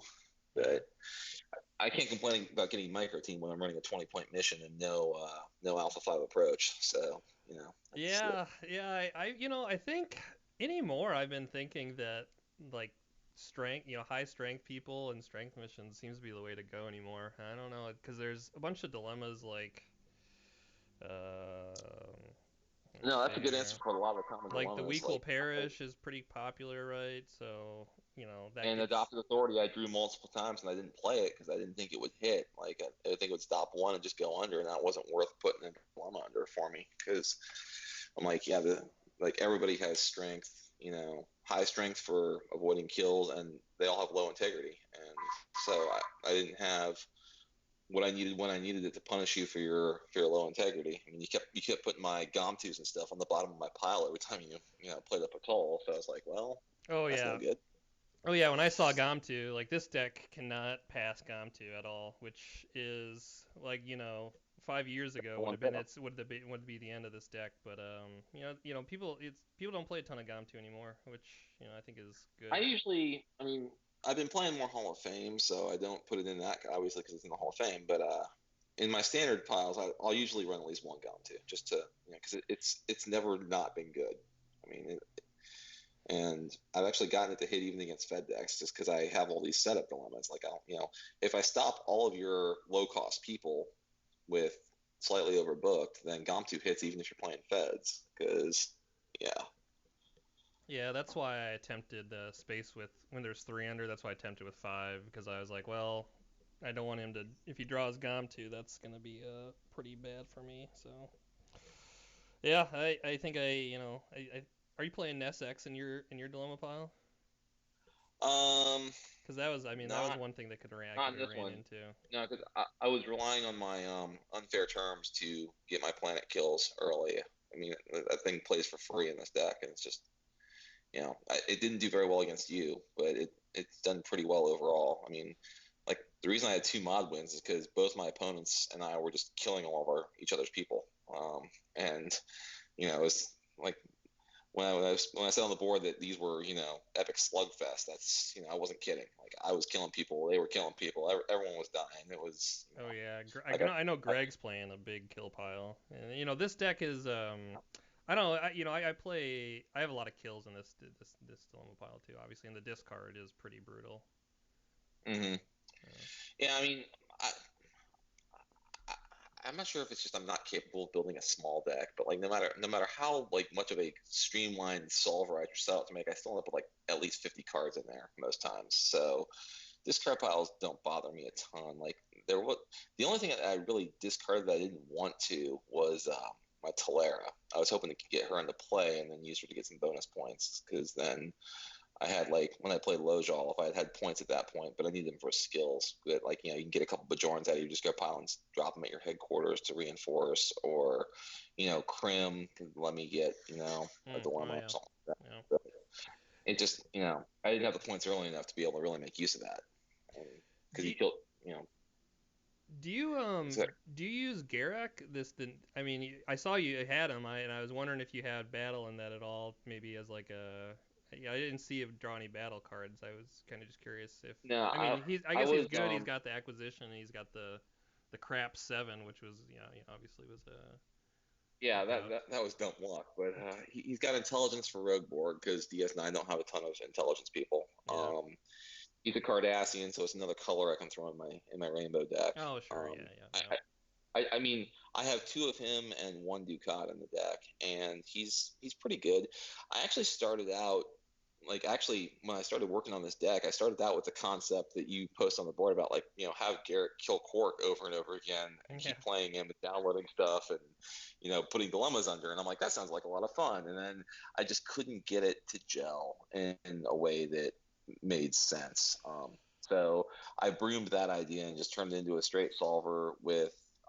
It's basically an achievement deck. I mean, I'm going for the maneuver and the combat keyword achievements. I got the runabout achievement in there. Like all my ships are runabouts. So Oh, like nice. when you're playing tactical disadvantage, I'm like, well, that's not gonna do anything good. Like even if I had a fistful of ships, then I'll be 3, so it still is. So, but I've actually, I might flip the script on that and go for a big ship build with like Akira's and the Defiant, and then use Garrick. I was trying Oh, to find a way to use Garrick and battle cards and that new event that is like cavalry, only better. Ruthless efficiency to because since Garrick's an intelligence personnel, you go shoot, you trigger ruthless efficiency first to unstop everybody, and then you trigger Garrick's ability and kill some people to you know get some dilemmas under, and then you take your crew and go attempt a mission. So it's like because I hate committing a big crew to a turn of battling if I can't do anything else with them. But with if I could actually get that combo to work, I think it could work really well because I could overcome dilemmas and get get some kills. And I mean, I was actually that might be better off. Well, no, that wouldn't work. I was about to say a DS9 Earth platform because then you can use to get high cost people into play and use Call to Arms to score bonus points, but you don't have a good way to get Garrick into play without doing something else. yeah, So, yeah. um, That's funny. I've been thinking of what I thought you were playing is so that there's that Kira that if you have like two 40-point missions, you can like discard 4 cards from hand to place a yeah, Bajoran. And I think I thought about that. she works really well with all those new battle cards that make you draw like a ton of cards. Because normally, those battle Yeah. cards, you draw like way too many cards in your hand. Hmm. And so I was thinking about playing, and that's when I saw you had the 40 pointers. I was thinking you might have been playing that Kira to do that No, that's a good angle on it, combo. though. Yeah. I was just going for attribute. Like this deck is just attribute solvers. Like I got the low attribute space mission to get that early, and then I just go over and work through my 40-point planets with my Kira boost and my Lee Nollis boost and my Cisco boost and my Enterprise J boost. And if I have enough beefy people, solving missions eventually happens. Do you have you play Hollow? Was it Hollow Pleasantries? No, Hollow Hospitality. It's like a Um, paranoia card. It makes all your Deep Space Nine people strength +1. But they can't gain a is that, skill, which is they can't gain skills if other than don't you have to treachery. command Earth for that one? No, Or no, it's straight. You oh, can you straight don't? it. Yeah, you can play it. I mean, that was what I was thinking is playing a Deep Space Nine strength No, deck because and getting I that. thought it played on Earth. Because Does it? Let me look it up. Hollow is a hollow. Hall Hospitality. That Yeah, plays in your core. really. That would be good for this one because you're two. I mean, I'm guessing you go Oh, each those UDS9 two personnel. planet. Wow. Yeah. Yeah, that's like a extra Enterprise J level boost there, basically. Yeah, and if all your guys are 7, it gets around that weak will perish, right? It gets around Hmm. let's see, dilemmas. It gets Yeah. around like the ardent predator and stuff too because your guys are 7s. Yeah, that would Yeah. work. That would work in this deck for sure. Yeah. No, I mean that's a good call, and I think I would be better off running with bigger ships too, because like the runabouts have it's the range limiting factor that just kills me. Because I can't even put 9 people on a ship and go attempt a mission because like the ship becomes -3 or something stupid like that, and I'm just like that's Oh, well, yeah, I guess that's why your 20 pointer is key, I suppose, right? Because you don't need to attempt with 8 or anything like that. right. No, that's the whole point of that is to get the easy early space mission. So in theory, I don't have to deal with things like necessary execution and all the other bad stuff that happens when you don't have a space mission solved, or short circuit a Starfleet deck. Get an easy space mission before they get their 10-point bonus. And I haven't really seen a lot of Starfleet lately though. Like they've sort of fallen out of favor, and I'm not entirely sure why. Because the last time I checked, they were still pretty good. Um, but Yeah, I was thinking of I don't know. I love this set. There's like so many cool decks. Like I have one deck that's like an Earth deck, and it's uh it uses Smiley. It tries to get Smiley out in play. So I think Smiley is actually really good now in a battle meta because you can get ships out for free, and if you're just oh yeah, you spending your guys just go battle, I think he can be really good. And I was yeah, I using was running Smiley in POS battle decks, yeah. 6 years ago. Oh, And nice. like Well, the Like nice thing if you do that. it at Earth, right? If you do it at Earth, you get you can do Doherty, that Matthew Doherty. So you can get all these Yeah. you can basically get all these like big ships out for free, and then you battle them. I think I even played like the Delta Pavanis mission in that deck. Mhm. And so you're battling them every turn, drawing, and then when you don't want to go finish off some missions, you just blow up one of your ships that you played for free, and like you play like every one coster, you play like cadets and stuff like that. It's like 120 cards, which is crazy, but I was Who's that testing again? out. It works out pretty well for for the most part. It obviously can draw bad, but it was kind of fun Yeah. to play around with. Who, who built that? 120 card deck. That's crazy. Yeah, well, once you start adding all those battle cards, you have like 30 cards per battle, and so the only way to really even it out is to just throw in more personnel. So it can be pretty fun, but I think I'm really liking all the battle stuff because I think it creates a lot of new decks that you know Mhm. you basically any affiliation can battle now as long as you can use card draw, and pretty much every affiliation can. Yeah. I mean, those new interrupts are very helpful for drawing circumstances, and then like the the space interrupt is good because if you like I was going for some extra maneuver cures. That's why there's evasive maneuvers in there. I figure if somebody was trying to battle, thinking they got a pot shot at a runabout, and I Oh, drop an evasive maneuvers on them, they can drop a stunning reversal and either kill people or score bonus points or just something to catch them off guard. Like yeah, yeah. Did that was did that you was really did that ever land in any of your games? no, I never did. Oh, No one was ship battling me. I mean, even Greg, he only ship battled me like once that whole game. Like his big thing was, getting over there and just, I attempted with like 8 people. He killed 7 of them. He put 10 dilemmas under the mission to do it, but he got me down to that one person, oh, and then and just then he just came over and beat you just, down. yeah, he just. Well, that's the thing. It's like that whole battle effect doesn't kill the person. So he just sits there, as a punching bag for Yep. 25 Klingons, and those 25 Klingons spawn 25 more Klingons back at the headquarters, and And then he flies you know, those 25 over and fights you with them. yeah.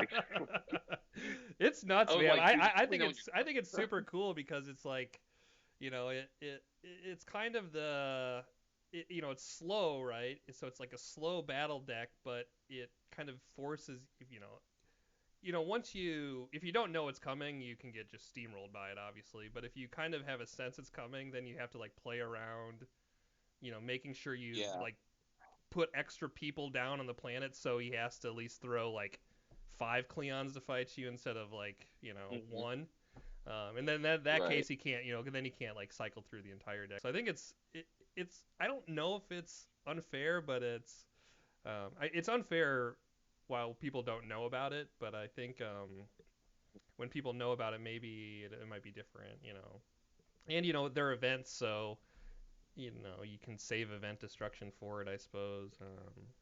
If you really are expecting it. So I don't Yeah. I Well, don't know if it's you can't kill broken. that battle card though because he's got that mission, that new mirror mission. Like he can't even solve the thing, but he runs it to protect his maneuver Oh event. yeah, So the only thing you can kill is the that strategic tug of war. yeah. And I mean, he had a bunch of AU icon Klingons and ships in his deck to fuel that mission, Oh and yeah, I that's think I true. think that was actually a really solid call. I'm like, oh, okay, it's like I can't even blow it up if I want to, and it's like I had Harana in play at one point, and he killed Harana. Like, oh, I'm gonna blow up your. He's like, no, you can't. It's a non-maneuver. It's like, oh, of course, because my one random guy who destroys events can't destroy that event. Why not? Oh, that's funny. So You destroy a non-maneuver event.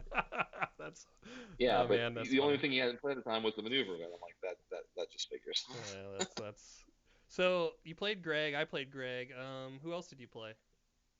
I played Ted. He was my other game. And he was playing Khan, and he wasn't using a lot of the cards from this new set. But I hadn't really played Khan since like 2015, and I saw some of the stuff actually working that had come out between then and now, and I'm like, oh wow, Khan actually doesn't suck as a deck build these days. It's actually pretty solid, and there's new fun things you can do with it. I might have to like that's now on my list of decks to build again at one point is a con deck Yeah. because it's Yeah, Yeah. I played against someone playing Khan, I think, in the it must have been the online Masters tournament, and I was impressed by it. I think it has like kill prevention on planets too, so you know Hmm. if Well, you're it's playing like like a heavy kill deck, it actually doesn't you know if you're playing against a heavy kill dilemma pile, it actually I think plays pretty well.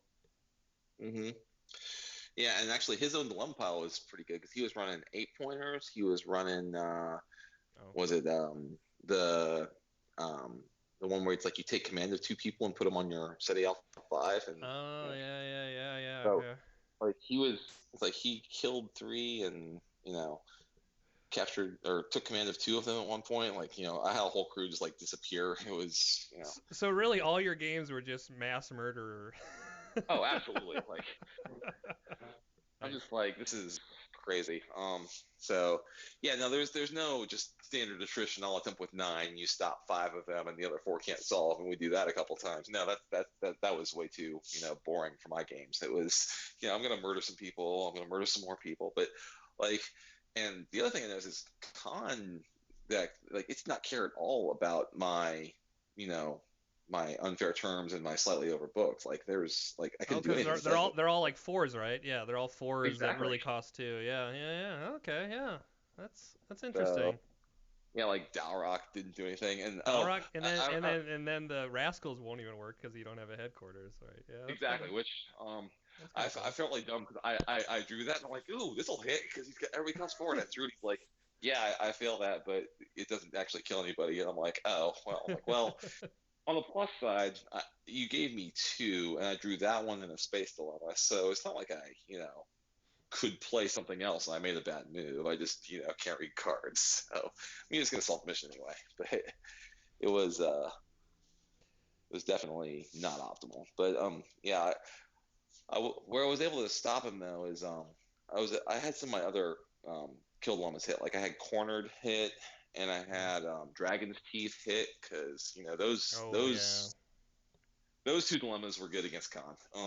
Because he didn't have any of his astrometrics jobbers in play yet when I threw cornered, so couldn't get around that. And then I hit him with Dragon's Teeth, and I'm like, yeah, they're all 4, so that's 8. And you got like 5 cards in hand, so they're dead. And or wait, no, that's not how it works because it goes the other way. Maybe I didn't play Dragon's Teeth. I played something else that killed some people. Like I was able to kill enough people and annoy him long enough that I was able to get ahead um, on victory conditions, and I won like 60-35. Like he solved SETI Alpha 5, but he didn't solve anything after that. And Yeah. I solved my one space, and after getting murdered at my planet mission the first time, crew 2 came in behind and mopped up. So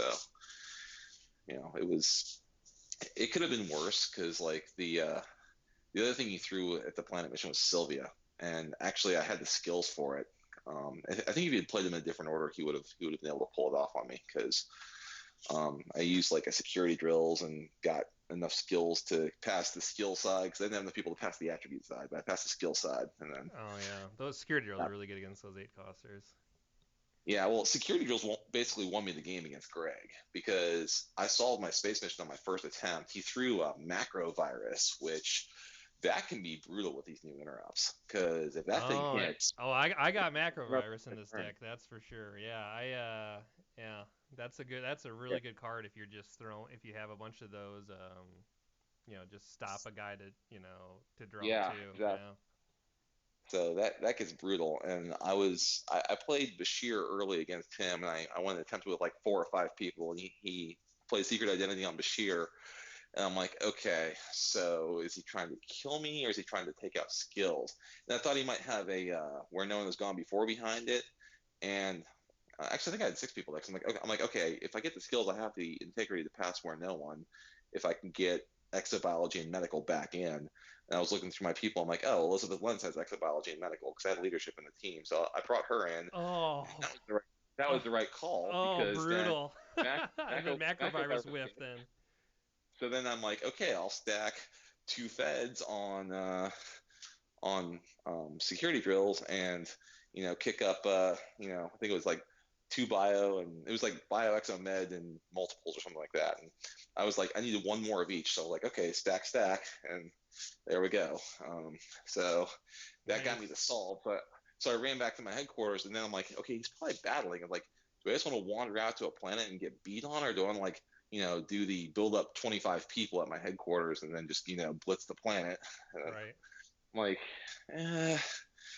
because like that was really a strategic question. I'm like, because I'm like, I suspected something was going on, and I was like, okay, do I just sit tight since I stole my space mission, or do I just charge ahead and try to solve missions before he gets built up? And not knowing What do you exactly. do? What did you do? Did you Oh, go for it? oh yeah, no. My next turn, I went out with like like I said, I think I went with like 8 people Oh. or 8 or 9 people on the planet, and he killed all but one of them. Oh yeah, And and then he came over and did his thing. yeah, it's like I had one random Bajoran sitting there on the planet with nothing to do, and he couldn't even Nice. fly the ship back to do his Bajoran. It's like all my feds died, all my non-aligned died. I was like, all my mission skills got killed. I'm like, that's good. So, and then all of a sudden, there's like 25 Klingons in play. I'm like, what just happened? That's why I'm like, how did I win that game? Because like that was absolutely not the optimal move against that tech at all. I just I'm like, oh well, let's see what he's got. Let's just wander out there and walk right into it.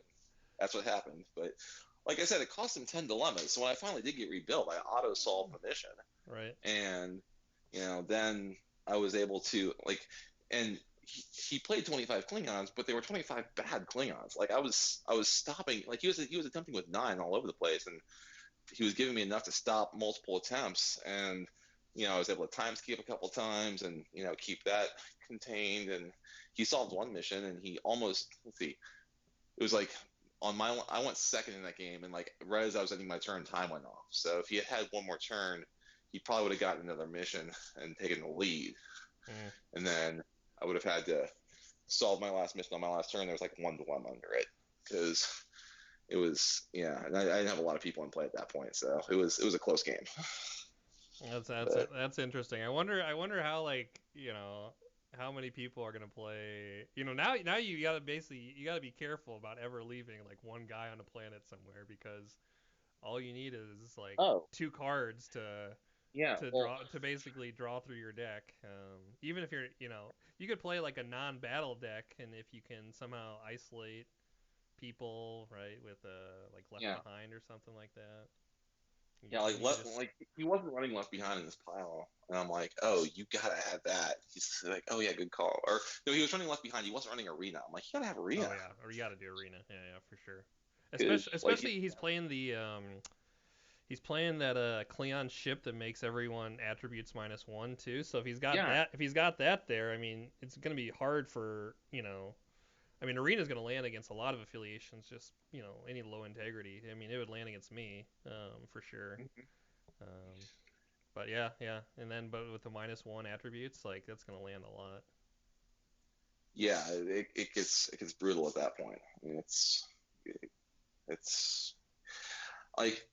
like I said, that was a rough version of that concept. And I think a more refined version could get really crazy. And I actually think you have the right take on that with Dominion, because you drop your founder over there. Just you get Kira, right? So you get Kira and that Kira founder, and you put her down, and then if you have a setup, you just set up the arena. That's all you just you just find their lowest. And they're not all going to be 18 attributes, right? So. Yeah, and then you just run over there with your army of angry Jem'Hadar and just beat them. Yeah. Well, we'll see. I think that's what the deck I told you I'm playing in the other tournament. I think that's I'm trying. I was thinking maybe I shouldn't play it because it's like I'm worried it's too good, but I was like, well, before I call a deck, that needs errata, I should at least test it out to see if it is worthy, and does deserve it or not. Yeah. I think the fact that I'm not sure it was designed to be that life-changing encounter was designed to be recursive ad infinitum like that. I think that's where they messed up the wording, because I think it's supposed to be, okay, I battle you once, I stick this on your mission, I knock all your people's attributes down, my -1 at this mission, and then it's harder for you to solve, and I move on. And Yeah, I think if you I think I'm if just they gonna initiate battle, whatever. right, yeah. I think if they do, the obvious changes to make just those, there's three of those events, right? There's a Imperial occupation and then the like invasion plans, I think. Like if you just hmm if you just add in like you may do this once each turn, like then you break that combo essentially. Yeah, I mean, it's like I was talking about it with Corbett and Ben Hosp and everything. I'm like, this, like, I haven't figured out exactly how yet, but this seems like a pulse fort level of recursion that's going to lead to something very, very broken. And I'm not sure what that is yet, but I would not be surprised, because you can just initiate battle as much as you want on your turn for whatever effects you want to generate. That seems problematic. Yeah, definitely. Or just, yeah, I guess you could do something where, I mean, the easiest solution is just do it once a turn, I guess. hmm Yeah, and put a limit once a turn. I played another deck I played against was pretty cool. Ben, I don't know, I forget his last name's like, I forget his last name, but he's like Gorgo Primus. Yeah, It's like roster. Yeah, what Rothler was or he something playing? like that. He was playing a cool deck. So he was playing Dominion and just like trying to go all attribute denial Okay. cards. So he's He's playing doing like clown and that sort of thing, or he's playing infiltrators. Yep, with Clown, with Bashir Founder, with Kira, with yeah, Misdirection, I think. So that was pretty yeah. cool. Uh, Like yeah, he's the doing six problem the control. problem Yeah, he had pretty against much. me is that I just I got Galgathon like turn 2 against him and I just murdered his Oh, entire hand and I think he had a bad draw too, so he was yeah, he just got I kind of just steamrolled him with that. So I kind of got fortunate in that game. But I think that's a really cool idea too. Is just try to get as much attribute reduction in play and play like limited yeah, welcome too, so you can try to like lock people out. I think that's kind of a cool idea. yeah. Limited welcome can be very good in that situation. Yeah. Um, oh, that's the other thing about the con deck. That's one of the reasons I haven't played con. The last time I played con 4 years ago, I got locked out by Ben Haas because he was playing a Chula pile, and he had limited welcome, and he ended up getting all three Chula the games on SETI Alpha 5. So it's like at a tempo of 15 people, and limited welcome would stop, most of them, knock it down to 9. And like one Chula dilemma would stop like 5 people. So Oh my it was just god. like it was one dilemma a turn, Ugh. and That's it's like I'm I'm all right. like, if I actually solve this mission, this is gonna get super crazy real quick. It's like, oh, I know, that's why I'm not gonna let you solve that mission, because like he was throwing the house at that one mission, and I'm like, if I get past this, you got nothing left for the other missions. So I actually have a chance, but That the is that is the downside with con. I suppose well, you but then run they into made that that stuff card like that's like, that. Yeah. they made that card that lets you stop people on the planet, so you're not attempting with 15. And that card didn't exist the last time I played con. So I'm like, oh, because Ted played that against me. I'm like, oh, that's a good card. I'm gonna have to. It's like stop a person to look at the top card of your deck and place it on the top or bottom. It was like a viceroy, Oh, it's like ability. foresight. Yeah, yeah, yeah, yeah, yeah. Yeah, I forget what it. Yeah, I I know mean, exactly what you're talking about. but the big thrust there is you actually get to control who you're attempting your first mission with, which did not exist before. So, you know, yeah. I'm not saying Khan's going to win Worlds anytime soon, although Nick might disagree. But I think hey, he made like top 4 or something like that with, With con. or top 6. Yeah, he knocked off a couple players with Khan. I think he beat Slavey actually Oh, really? with Khan Okay. at Oh. Jimmy World. So yeah, so it's not crappy at this, not completely crappy at this point. I've So been seeing people playing it, so that I mean it must be. I don't it know. finally got. I've never lost to it. Yeah. I don't know how many times I've played it. Maybe 5 or 6 times, I guess. I've never lost to it, but yeah, like you said, it's gotten more cards every other expansion to make it work out. So I could see it, Yeah, and it makes a lot of sense, right? I mean, you have Voyager, I guess, traditionally Voyager that plays all space, and then you have Khan that plays all planet. I think it's kind of a cool idea. yeah. And then you could always do the Genesis planet part of that. That's basically how, like, Khan is a total story mode deck now, because you solve SETI Alpha 5, and then you solve Regula, because that one's like when this mission's complete, all your missions with span 4 or more are worth 5 additional points, which kicks your Genesis planet up to 40, so you can use like Enterprise J. But also solving, Oh. you can lose the 5 points to turn it into a space mission, and you're still at 100, so you still win. Oh, So okay. Yeah, I saw that I saw that regular mission and I was thinking, oh, that's a weird one, I guess. Yeah, I didn't put it together that yeah, that's no, for Khan. Yeah, that makes it's sense. actually from a Star Trek. Oh, and Khan has all the skills, the one Khan. Uh-oh. Lost him. Assisting to solve it. Oh, I'm here. You hear me? Yeah, yeah. Sorry. No problem. Yeah, so it's like, yeah, you can. It's like it's Civil Storm mode. You start at Genesis, or you start City Alpha 5, and then you go to Regula, and you steal the Genesis torpedo, and then you go to Genesis planet, and solve Uh, Genesis planet for the win. that's pretty good. That's pretty good. I like that. Oh man, I don't. Do I want to play Khan? Oh god, I can just imagine just crying when I just get brutal NSX on attempt one. But I guess. Well, no, because what you yeah, I guess Nest execution is what it is. That's why you don't attempt with Joaquin. Like you don't like Ted was smart. He didn't play Joaquin until he solved his first mission, and then he got a ship and he went on his merry way. But um, no, one of the things that I was always worried about with Khan is like a Maquis deck can just drop biogenic weapon on you and end your game, and that's no fun. So Oh. the new card, change of venue, makes that a lot easier. Oh yeah, Like that would work. Yeah, and it helps if you against those chulas, I suppose too. yeah, Because because you can move the chulas if you need to as well. Right? You can exactly. move dilemmas with it, I think, right? Yeah, you can move dilemmas or events that are sitting on your mission that your opponent played. So I think that was a clarifying thing they put out, because I guess people were like stealing missions or something like that with they were playing Borg, and they're using Oh change of god. venue to expand the collective onto their opponent's mission, because you couldn't play it there, but you could move it there. And then they were attempting that mission, Yeah, which that's like that's it's like, messed up. okay, you guys just broke the game. That's not okay.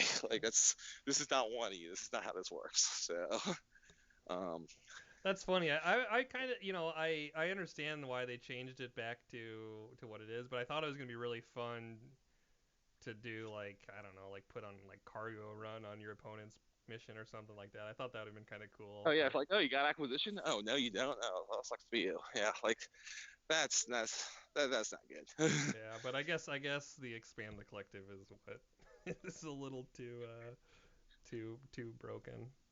And someone was Well, doing there's like a especially Starfleet one where you could put like a you could put like there's like a Starfleet card that makes you like command a mission of that type or yeah, it's like you you create an complete it initial or mission. something like that. Right? Yeah.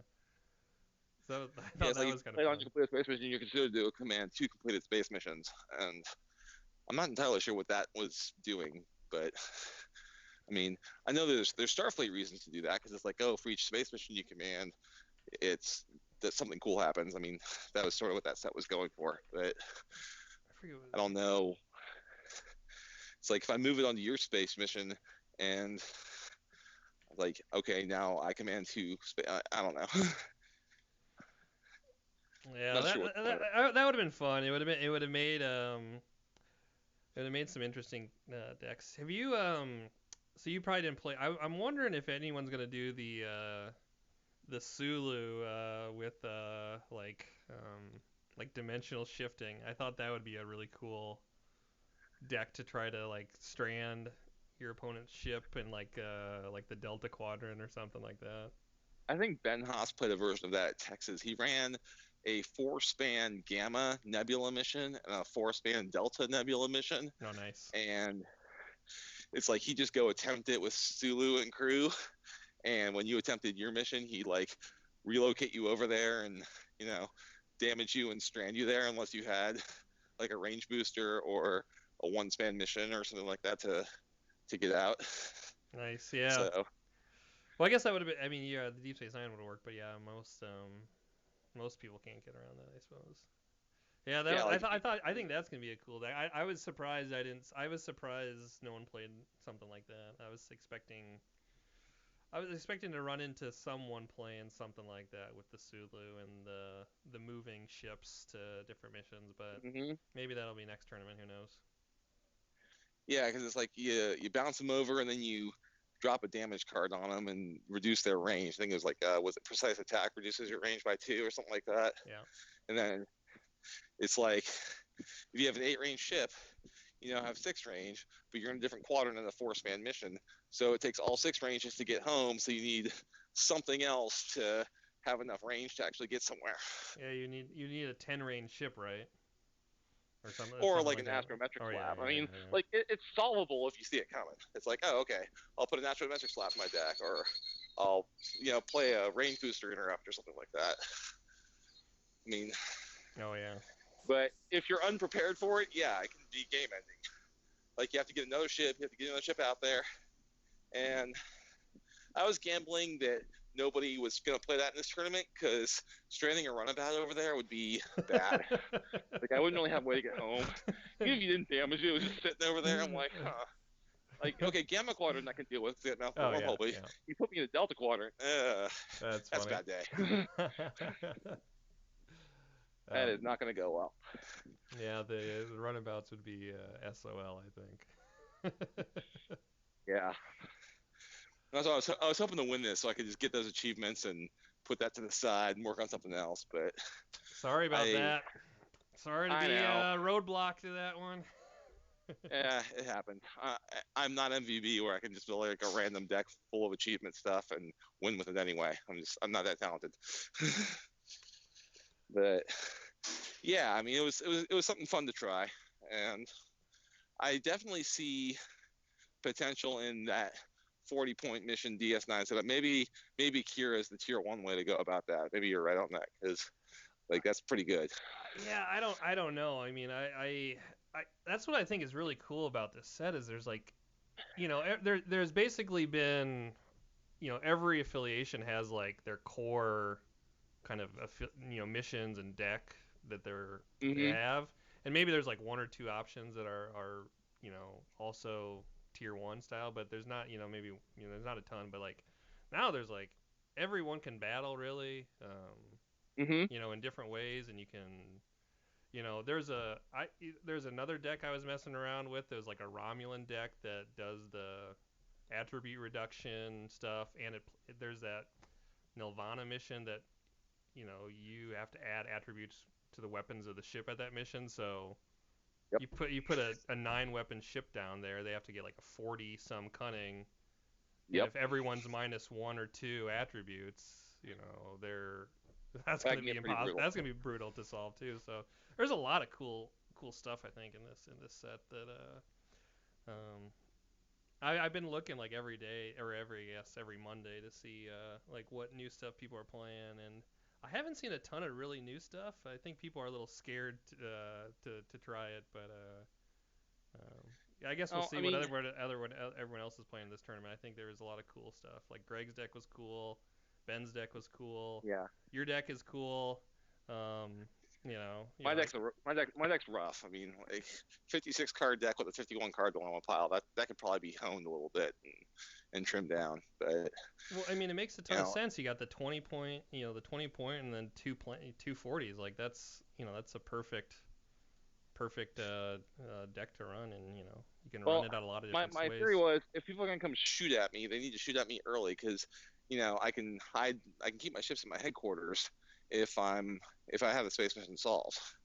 I mean, that's Yeah, when that, did you attempt? Were you attempt is it turn 3 or turn 2? um against you.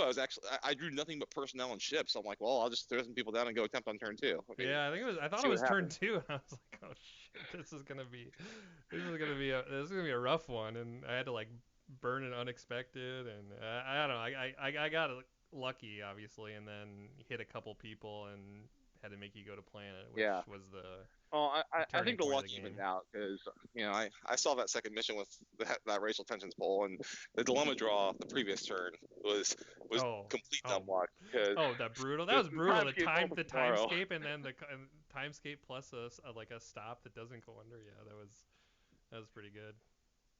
Yeah, But timescape fall to tomorrow was totally for the win there. that was the best I could hope for. That's what I deserve for attempt with 4 people. So I don't know. It's you know. Like I said, I can't get mad that you're attempting with 5 because I was micro teaming too. Like, you know, I either micro team or I play Alpha 5. Like those are my 2 basic deck builds. Is I'm either doing something shady or I'm preventing you from doing something shady long enough for me to hopefully do something good. I mean, that's really it. So we'll see. What do you I'm not sure what are you gonna play next? I'll cut the video off before so you don't have to tell everyone what you're playing. But I want to know what. Well, when are you playing again? Are you playing do you have any local games coming up, or No, plan on playing online? This might be the last online tournament of the year because I got the holidays coming up and we traveling a lot. So, I was actually thinking about that, and I'm like, what do I want to play next? And it also depends because I'm trying to see if there's enough interest in this whole return to Farpoint thing to make that worth doing. And if there is, then we'll run some old school decks. I mean, give me like a Premier through Necessary Evil. I'll bring out my 2004 Worlds deck. I think was pretty good back in the day. So might do a lot of retro stuff. What you should do is you should make the cards as they're originally printed too. That would be funny.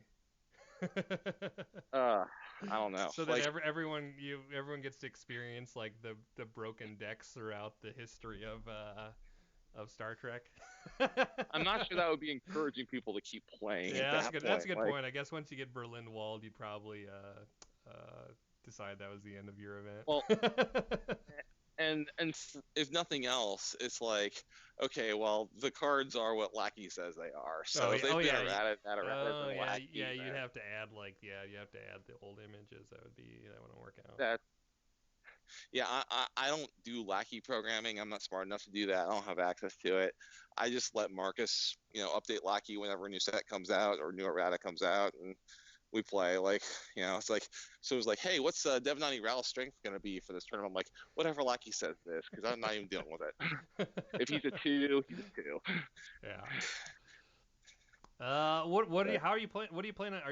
How are you planning on doing the? Oh, so this is good. Well, I'll have on video with this. So what do you plan on doing the Return to Farpoint if you get interest? Are you planning on doing like a block of sets and then there's a tournament for that? Are you doing like 1 round per set? Are you doing? No, it would be a series of events. So the first event could be, for example, like Premier only or Premier Energized, something like early game edition. Or because it sort of builds on itself. That's how it's designed to work. So so the first tournament's Premier Energized, say, and then second tournament's like Premier through Necessary Evil, and then third one's like through Strange New Worlds, something like that. That's sort of like the basic. Oh, you could do way to do it. You could do like a Dangerous Missions draft. That'd be fun. Like when that comes out. I was thinking about that. I was thinking maybe like a Fractured Time Sealed or yeah. Draft, something like that. I mean, if we want to do sealed deck, that's doable. I mean, the problem with Fractured Time Sealed is the one time I played it, whoever got the fed starters basically won because security drills just breaks all the starter dilemmas. It just completely nut punches them. So if you got a TNG or a DS9 starter, you were good. If you got Klingons or Romulans, it's a little bit rougher. But I guess you could. I guess you could ban one too. Maybe that would work. I don't. It's up to you. I guess whatever you want to do. Well, I don't know. I mean, now one sealed event that I did years ago with Charlie back when we were all in Ohio, it was a lot of fun. We did a Reflections sealed deck. It was right after Reflections came out. Everybody got 4 packs of Reflections. Mm-hmm. They got to open them, see what they got, and then we had 2 of each starter deck. So there was a total of 12 starter decks, and we did a starter deck draft. So you got your packs, you saw what you had, and then you could pick a starter based on what you thought was best, based on what you pulled.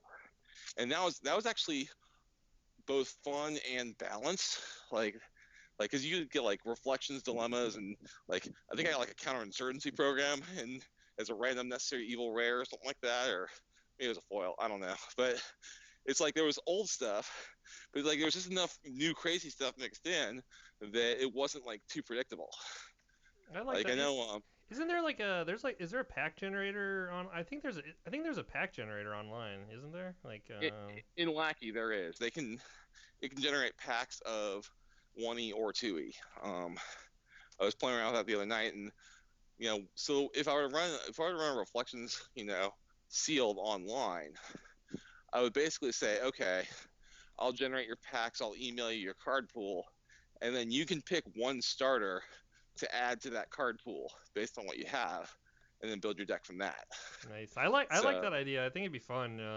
You don't get to play a lot of sealed anymore, and I know. the problem with playing sealed now is that it's so much work for the TD to do it because they have to cut out all that infinite diversity packs for people, and then if you're gonna do Yeah.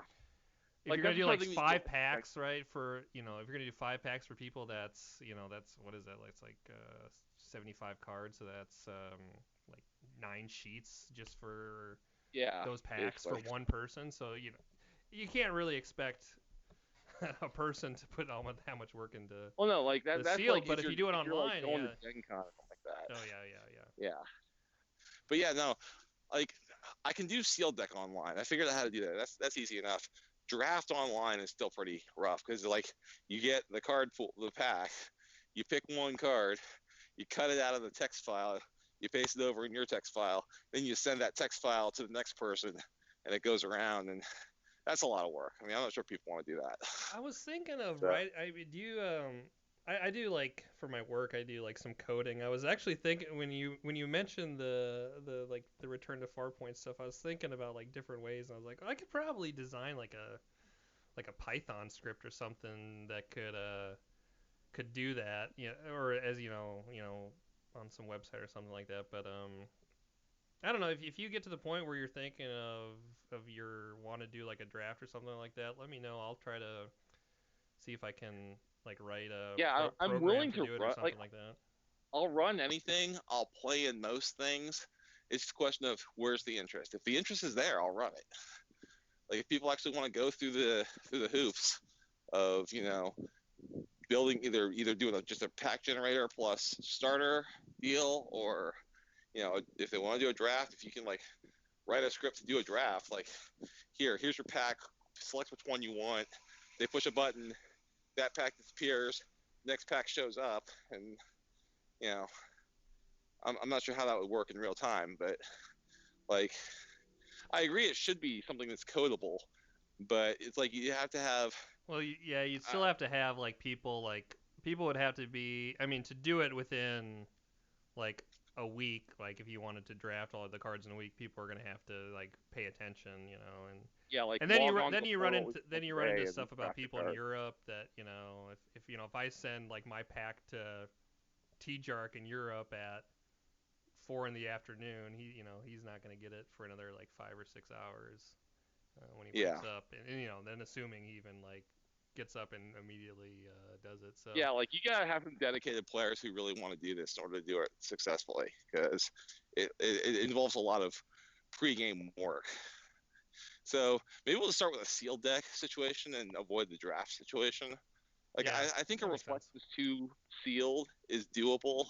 I think a rainbow sealed is doable. That would be fun. Like just gives you one of every pack. Yeah. And- I like that idea. And then it's like I think you still have to like pick a starter, and that way you at least have a headquarters. Yeah, then pick a starter and then one pack from each set or something like that. That'd be pretty cool. Yeah, and then like have the mercenary rule, which is anybody who doesn't natively report to that headquarters, you can play them at cost +1, and then that way you can get all your people in play. And if we keep it with the Cypher era cards, I don't think there's anything broken in that. Like it's not like somebody's gonna pull like Common Cause and get +8 counters or something like that, or or whatever. It's like, hey, I'm gonna play all my people and then extra counters now. We're not doing that. Like Yeah, if someone at that point, if someone comes up with a something broken in a seal, they just maybe they just win the tournament. Good on you, buddy. Good for them, Yeah. right? Yeah. Yeah, it's like congratulations, you did the equivalent of in one of you pulling the Horgon and sealed. Okay, you get double turns, you win. That's fun. But yeah, no, I think a rainbow sealed and a reflection sealed are both very doable. Maybe a fractured time sealed, although I'm not sure. I'm not sure how. I'm not sure if the pack generator can generate fractured time, or if Oh I'll have to play yeah. around with it, see what it can do. What is? I mean, in the fractured time, you just get every card from the set, right? Isn't just it's one copy of every. Yeah, I forget. it's I like forget the OTS. box, It's like but you get like the 40 cards of fractured time plus I think 3 premier packs and an energized pack or something like that. Or it was like 4 packs, but and maybe I'm confused with dangerous missions, but it's like I'm not sure if it's the same 4 packs every time, or it's like I know with dangerous missions, it's like you were guaranteed a reflections pack, you were guaranteed a premier pack, and then the other 2 packs could be anything from premier to boldly go, and you just got okay. what you got. Okay. That'd be fun. Oh wait, So, no, that's what it was. You got reflections and to boldly go, and maybe some other stuff. Because oh yeah, because it's like Dangerous Doran, Missions was Starfleet, Starfleet, right? Yeah, that was Starfleet. yeah, Yeah, yeah. and it's like yeah, like that was built for drafting because like if I remember correctly, it was like you could take one card and put it under your headquarters, and cards of that affiliation could then report to your headquarters. So you're basically doing a 2 affiliation deck, and I think the mercenary rule is just cleaner. Like okay, if they can play there, play them there. If they can't play them there, play them there. Cost +1. That's easy. I think yeah, I think that's reasonable. So yeah, we'll see if people actually want to do that. It's like I put a poll up on the 1E side. I got 15 people saying yes, they're interested. So I'm probably gonna run some 1E stuff next year too. Hmm. But on the 2E side, I got like 6 or 7, and one of those was mine. So I'm like, okay, do we really Mm. want to? We don't want to spend a lot of time and energy on this point. Like, it's gonna be like me and 2 other people playing on a given month. I mean, 3-man tournaments are easy. They're easy to run. Play 2 games, you're done. Let me know what the results are. But like Yeah, but if you have to do like the pack generator stuff, then it is a lot of effort for not a lot of payout, I suppose. yeah, I mean, it's still a fun exercise. Like, yeah, throw me some virtual packs and I'll see what I can turn them into. But you know, it's definitely not perfect. So we'll see. So yeah, I don't have a specific plan of what I'm playing next because I'm not sure what event I'm playing in next. Yeah. Um, so like on the 1E side, I was looking at some of the return to was it return to Talos 4 on that side of things.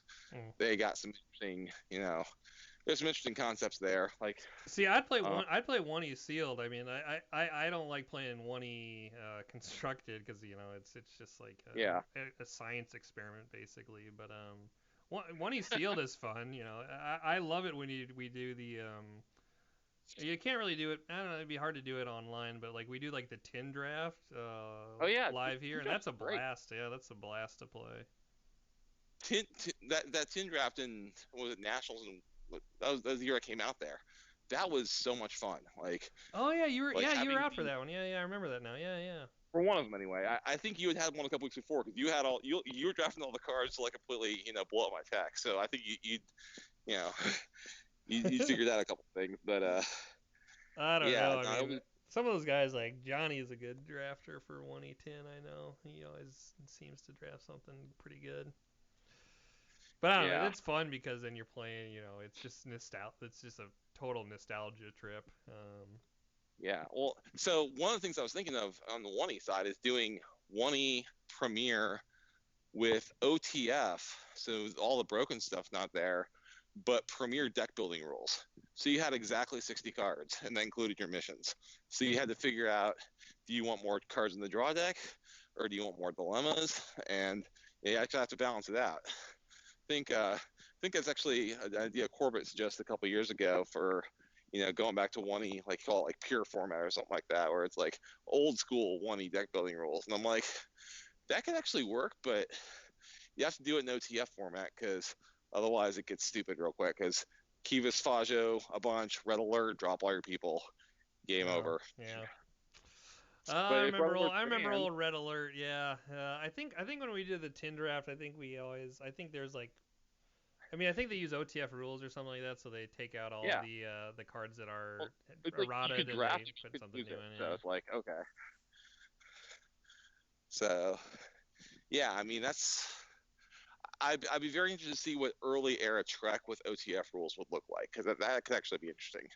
Because at that point, your card plays matter, because nothing plays for free. Oh yeah, yep, Uh, yep. Turn counts are more relevant, because if it takes you 6 or 7 turns just to get somebody enough of a crew to actually go attempt a mission, then that makes it more interesting. So I don't know. It's definitely a possibility. I was poking around like in the deck builder. I'm like, okay, if I were to build dilemma stacks with just Premier AU and Q Continuum, what would those dilemma stacks look like? And they look pretty pitiful. But that's good. I at the mean, same time, it's I think that's good. When like you're playing with junk and you're hoping your junk lands.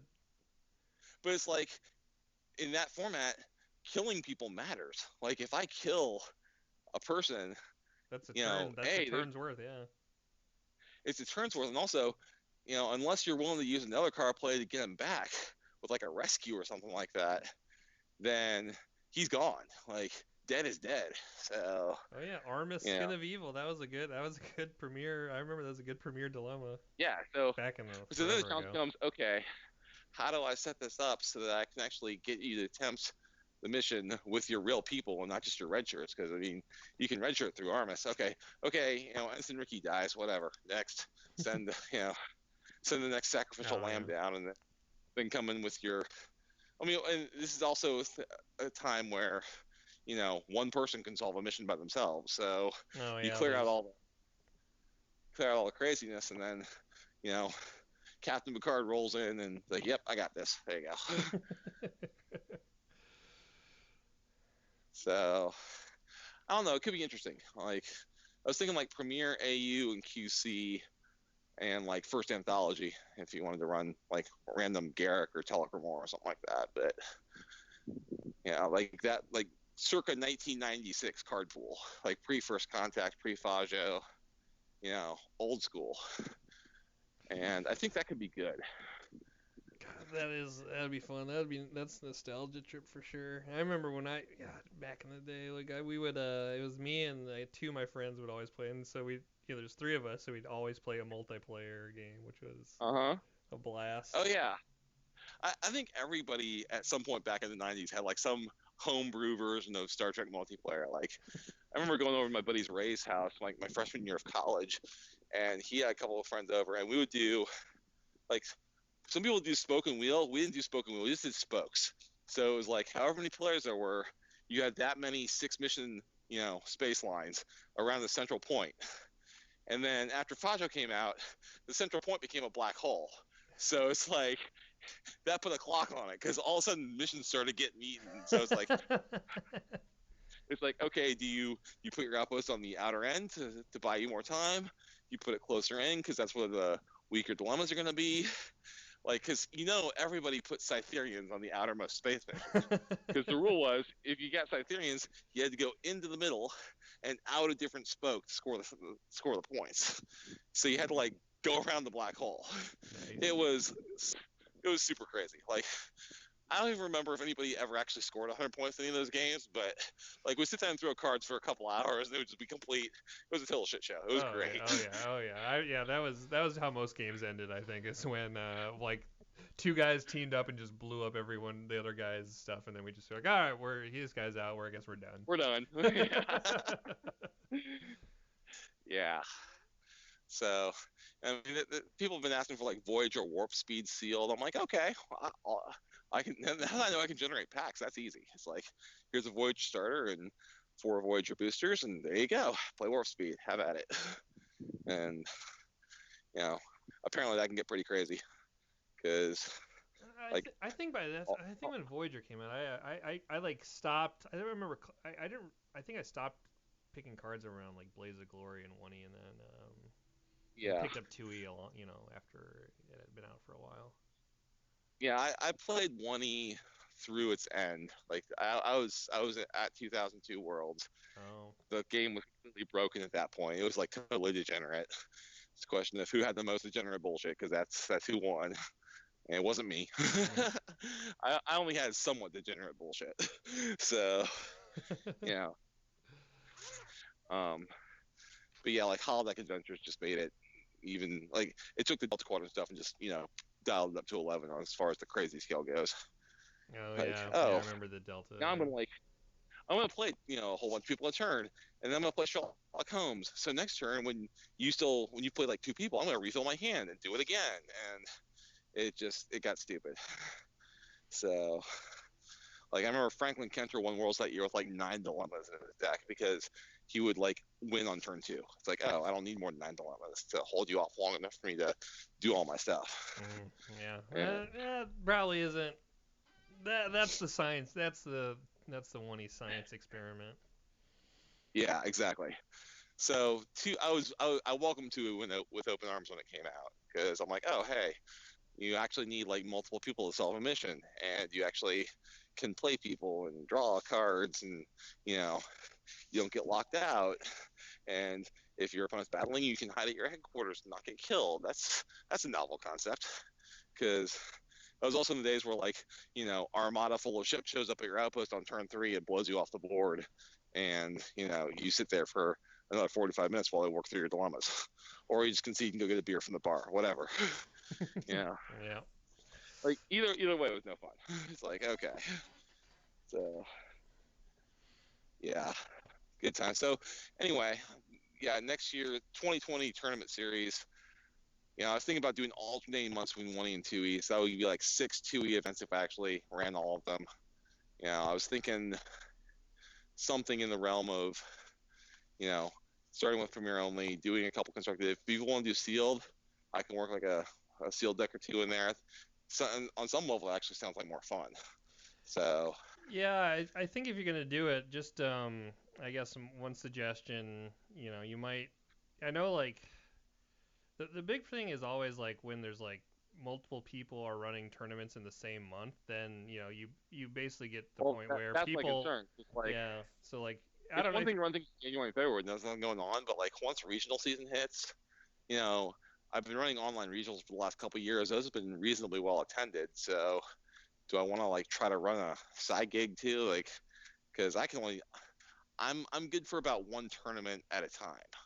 So like I can get one game a weekend and it's not a big deal. When I've tried to get multiple games in a week with multiple tournaments, it can get tight. Yeah, So especially playing you is relatively easy for me. We just play in the evening, but like when you're playing against like people in Europe or Australia, oh yeah, like no, there's only I like there's only like a I, if I work days, and so like I can't really find a time during the week to play against someone in Germany. It doesn't really work out that way. So yeah, like I stayed up till midnight to play Oliver in the online Masters. I was a complete wreck at work the next day because it was like 2 a.m. when I got to bed, and it was like, ugh. My alarm was going off at 5. I'm like, oh, this is no good. And then like I got up at like 4:30 one time to play Alexei over in Russia because I was like, well, I gotta go work anyway. So at that point, it was like I was hurrying to get through it because I actually had to like get ready to go to work and get the kids up and get them dressed and off to school and everything. And so it's like starting at 4:30. Yeah, it's great until you realize like at 6 o'clock everyone's getting up and like eating breakfast and everything else like that. So it's like, okay. Fortunately, it was a fairly quick game, and he just like stomped me with his like super refined TNG deck that he's been working on for a couple of years and basically has perfected at this point. And my deck was not that tight, so I was like, okay. Like this was the Chairman's Challenge event back in like September or whatever. That it was like play something Borg related for a chance to win Worlds promo. So I threw together a Borg distant deck that it was not completely terrible, but it was also not streamlined yet either. Like I think that's my problem is like I'll build a deck and I'll play it once and then I'll go build a completely different deck and do something else. And like it's been many years since I've actually like played the same deck type, iteratively and made it better. Like I think the last time I did that was 2014. I was playing TOS all the time, and like I got to the point where I was like burned out on TOS. I've not played TOS competitively since 2014. So Yeah, that definitely helps. I mean, that's why in this tournament, like my deck was good because I had basically built this deck before, and it was always pretty good. But the yeah, prop Romulan the Solver, yeah that's the quality. problem was it just like eventually your opponent got enough people out and they solved their missions, right? And so the Uh-huh. shock troops is like the godsend card to this deck. You're Yeah, it's already like I'm playing gonna go, remans, and when once your opponent finally gets people out, you sack you go suicide yeah, best bunch of one cost. yeah. And you're like, yeah, there you go. So Yeah, so that's and yeah that meanwhile you got like Cole and the Rock and Khan and all those guys actually solving missions for you while your humans are committing mass suicide and taking yeah out your opponent. It's quality. It's a yeah. quality build. I might steal it actually because I was looking at a Riemann Shock Troop deck for this tournament, and then I decided to go for the maneuver and combat keywords, and I'm like, Riemann's do great combat, but none of them actually have combat on their card text, so I can't get those achievements for this deck, so that Oh sucks. So, yeah. Yeah, this like, I don't know. I don't think I didn't look at it all. I don't really look at the achievement stuff. It's not really my thing. But I don't know. Maybe it's unfair then. But no, it's okay. I mean, I could choose to build like an optimized tier one deck for every event, but you know that I don't know. I like the challenge in trying to build a tier one deck within the constraints of also trying to get achievements. Like it makes it a more interesting deck building challenge. yeah, what I've been trying to do lately is trying to like take you try to take decks that are just very different from whatever the affiliation normally does, and try to make Mm-hmm. a tier one deck out of it, right? So Yeah. like Dissidents or Terranor Dissidents or something like that. I played like a Bajoran treachery deck before, so yeah, I've been trying to do that, and that's kind of the fun part I like for it. But because of that, they're a little stronger, I think, than kind of anyone's average achievement deck. Yeah. So character distance. Like, are you doing like Jake Cisco discarding shenanigans, Oh yeah, or oh yeah, are you just like, spitting people out and just going through missions, oh or yeah. You like just play a or both? million one cost Dissidents. Yeah, and it's like dual headquarters, right? So it was Cardassia too. So you try to get, Okay. you get Jake Cisco, you do Katra, you get that Kira, to just pull out more dissidents for 5 points. I Oh play. yeah, so you score with Kotra, and then you drop a whole bunch of like beefy dissonance onto your mission or whatever, and that also triggers Jake, right? Or no, that's play. It's not play, so it wouldn't trigger. Yeah, Right. but there's I think that deck's actually a lot better now, even because there's the new Winadami can download Jake. She can Uh huh. download Terranor cards, so it's another way to get Yeah. Jake out.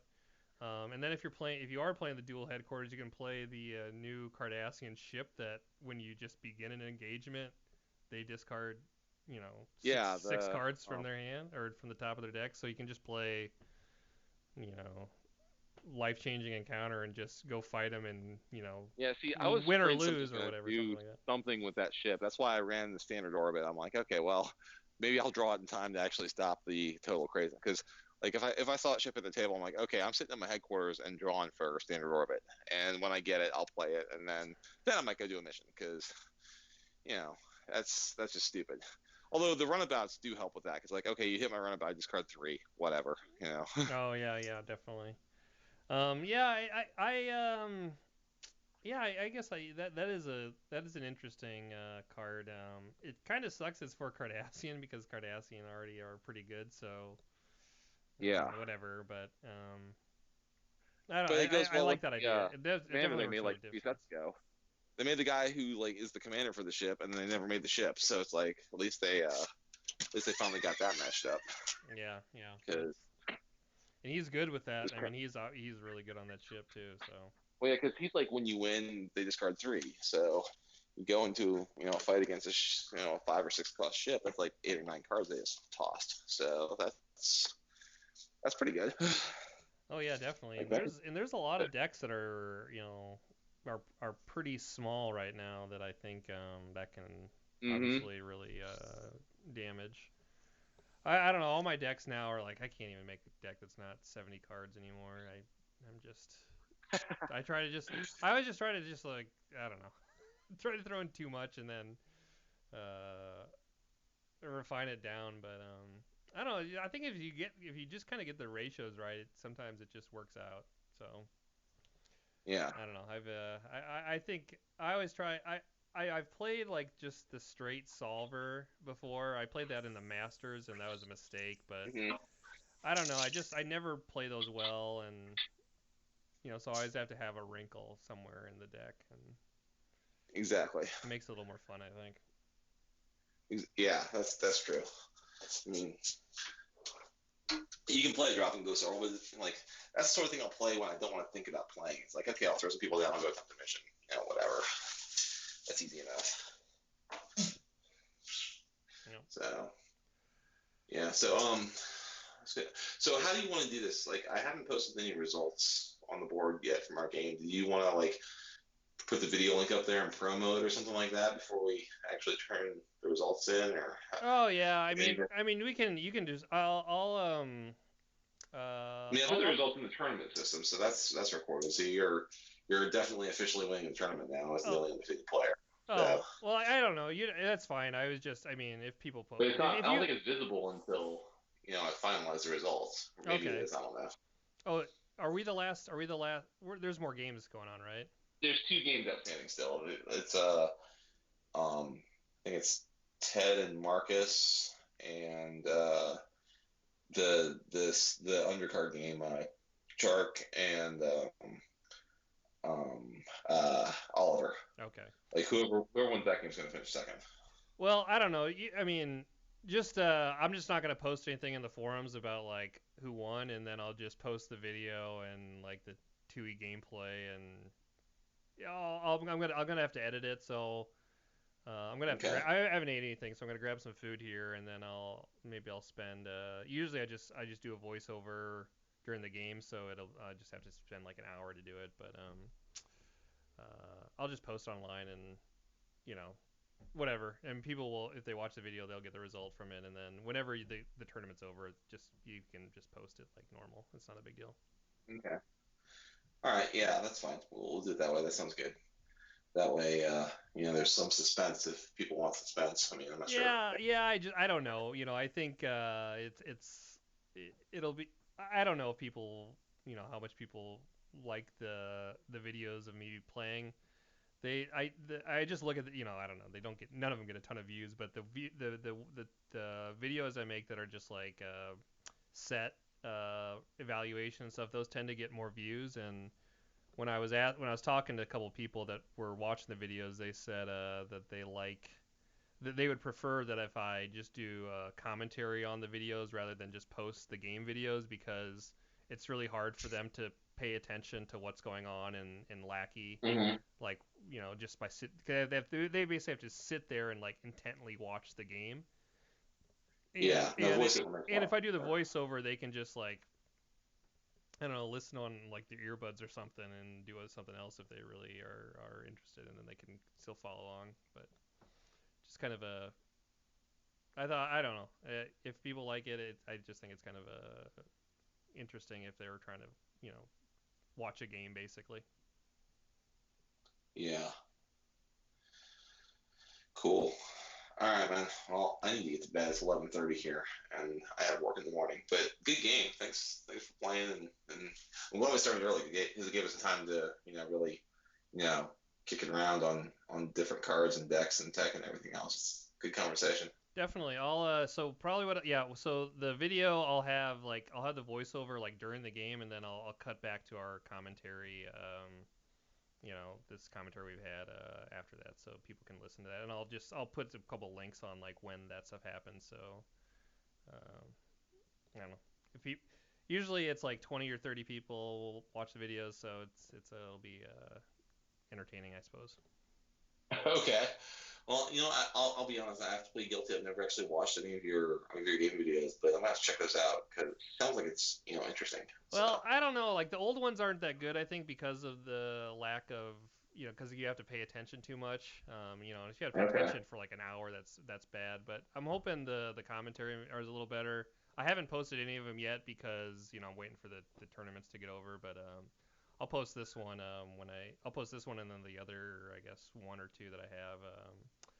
Yeah, 'cause After. if it's like commentary going on, like I can like listen to the commentary while I'm at work or whatever, and I'll glance at it while I'm working on something else. But I have to like I agree that not having to like stare at the screen and see all the little individual card moves is definitely you know definitely better Yeah. because like I do better with like things I can listen to as opposed to watch on my phone because like I can like have background noise while I'm while I'm doing work or whatever Yep. because that helps.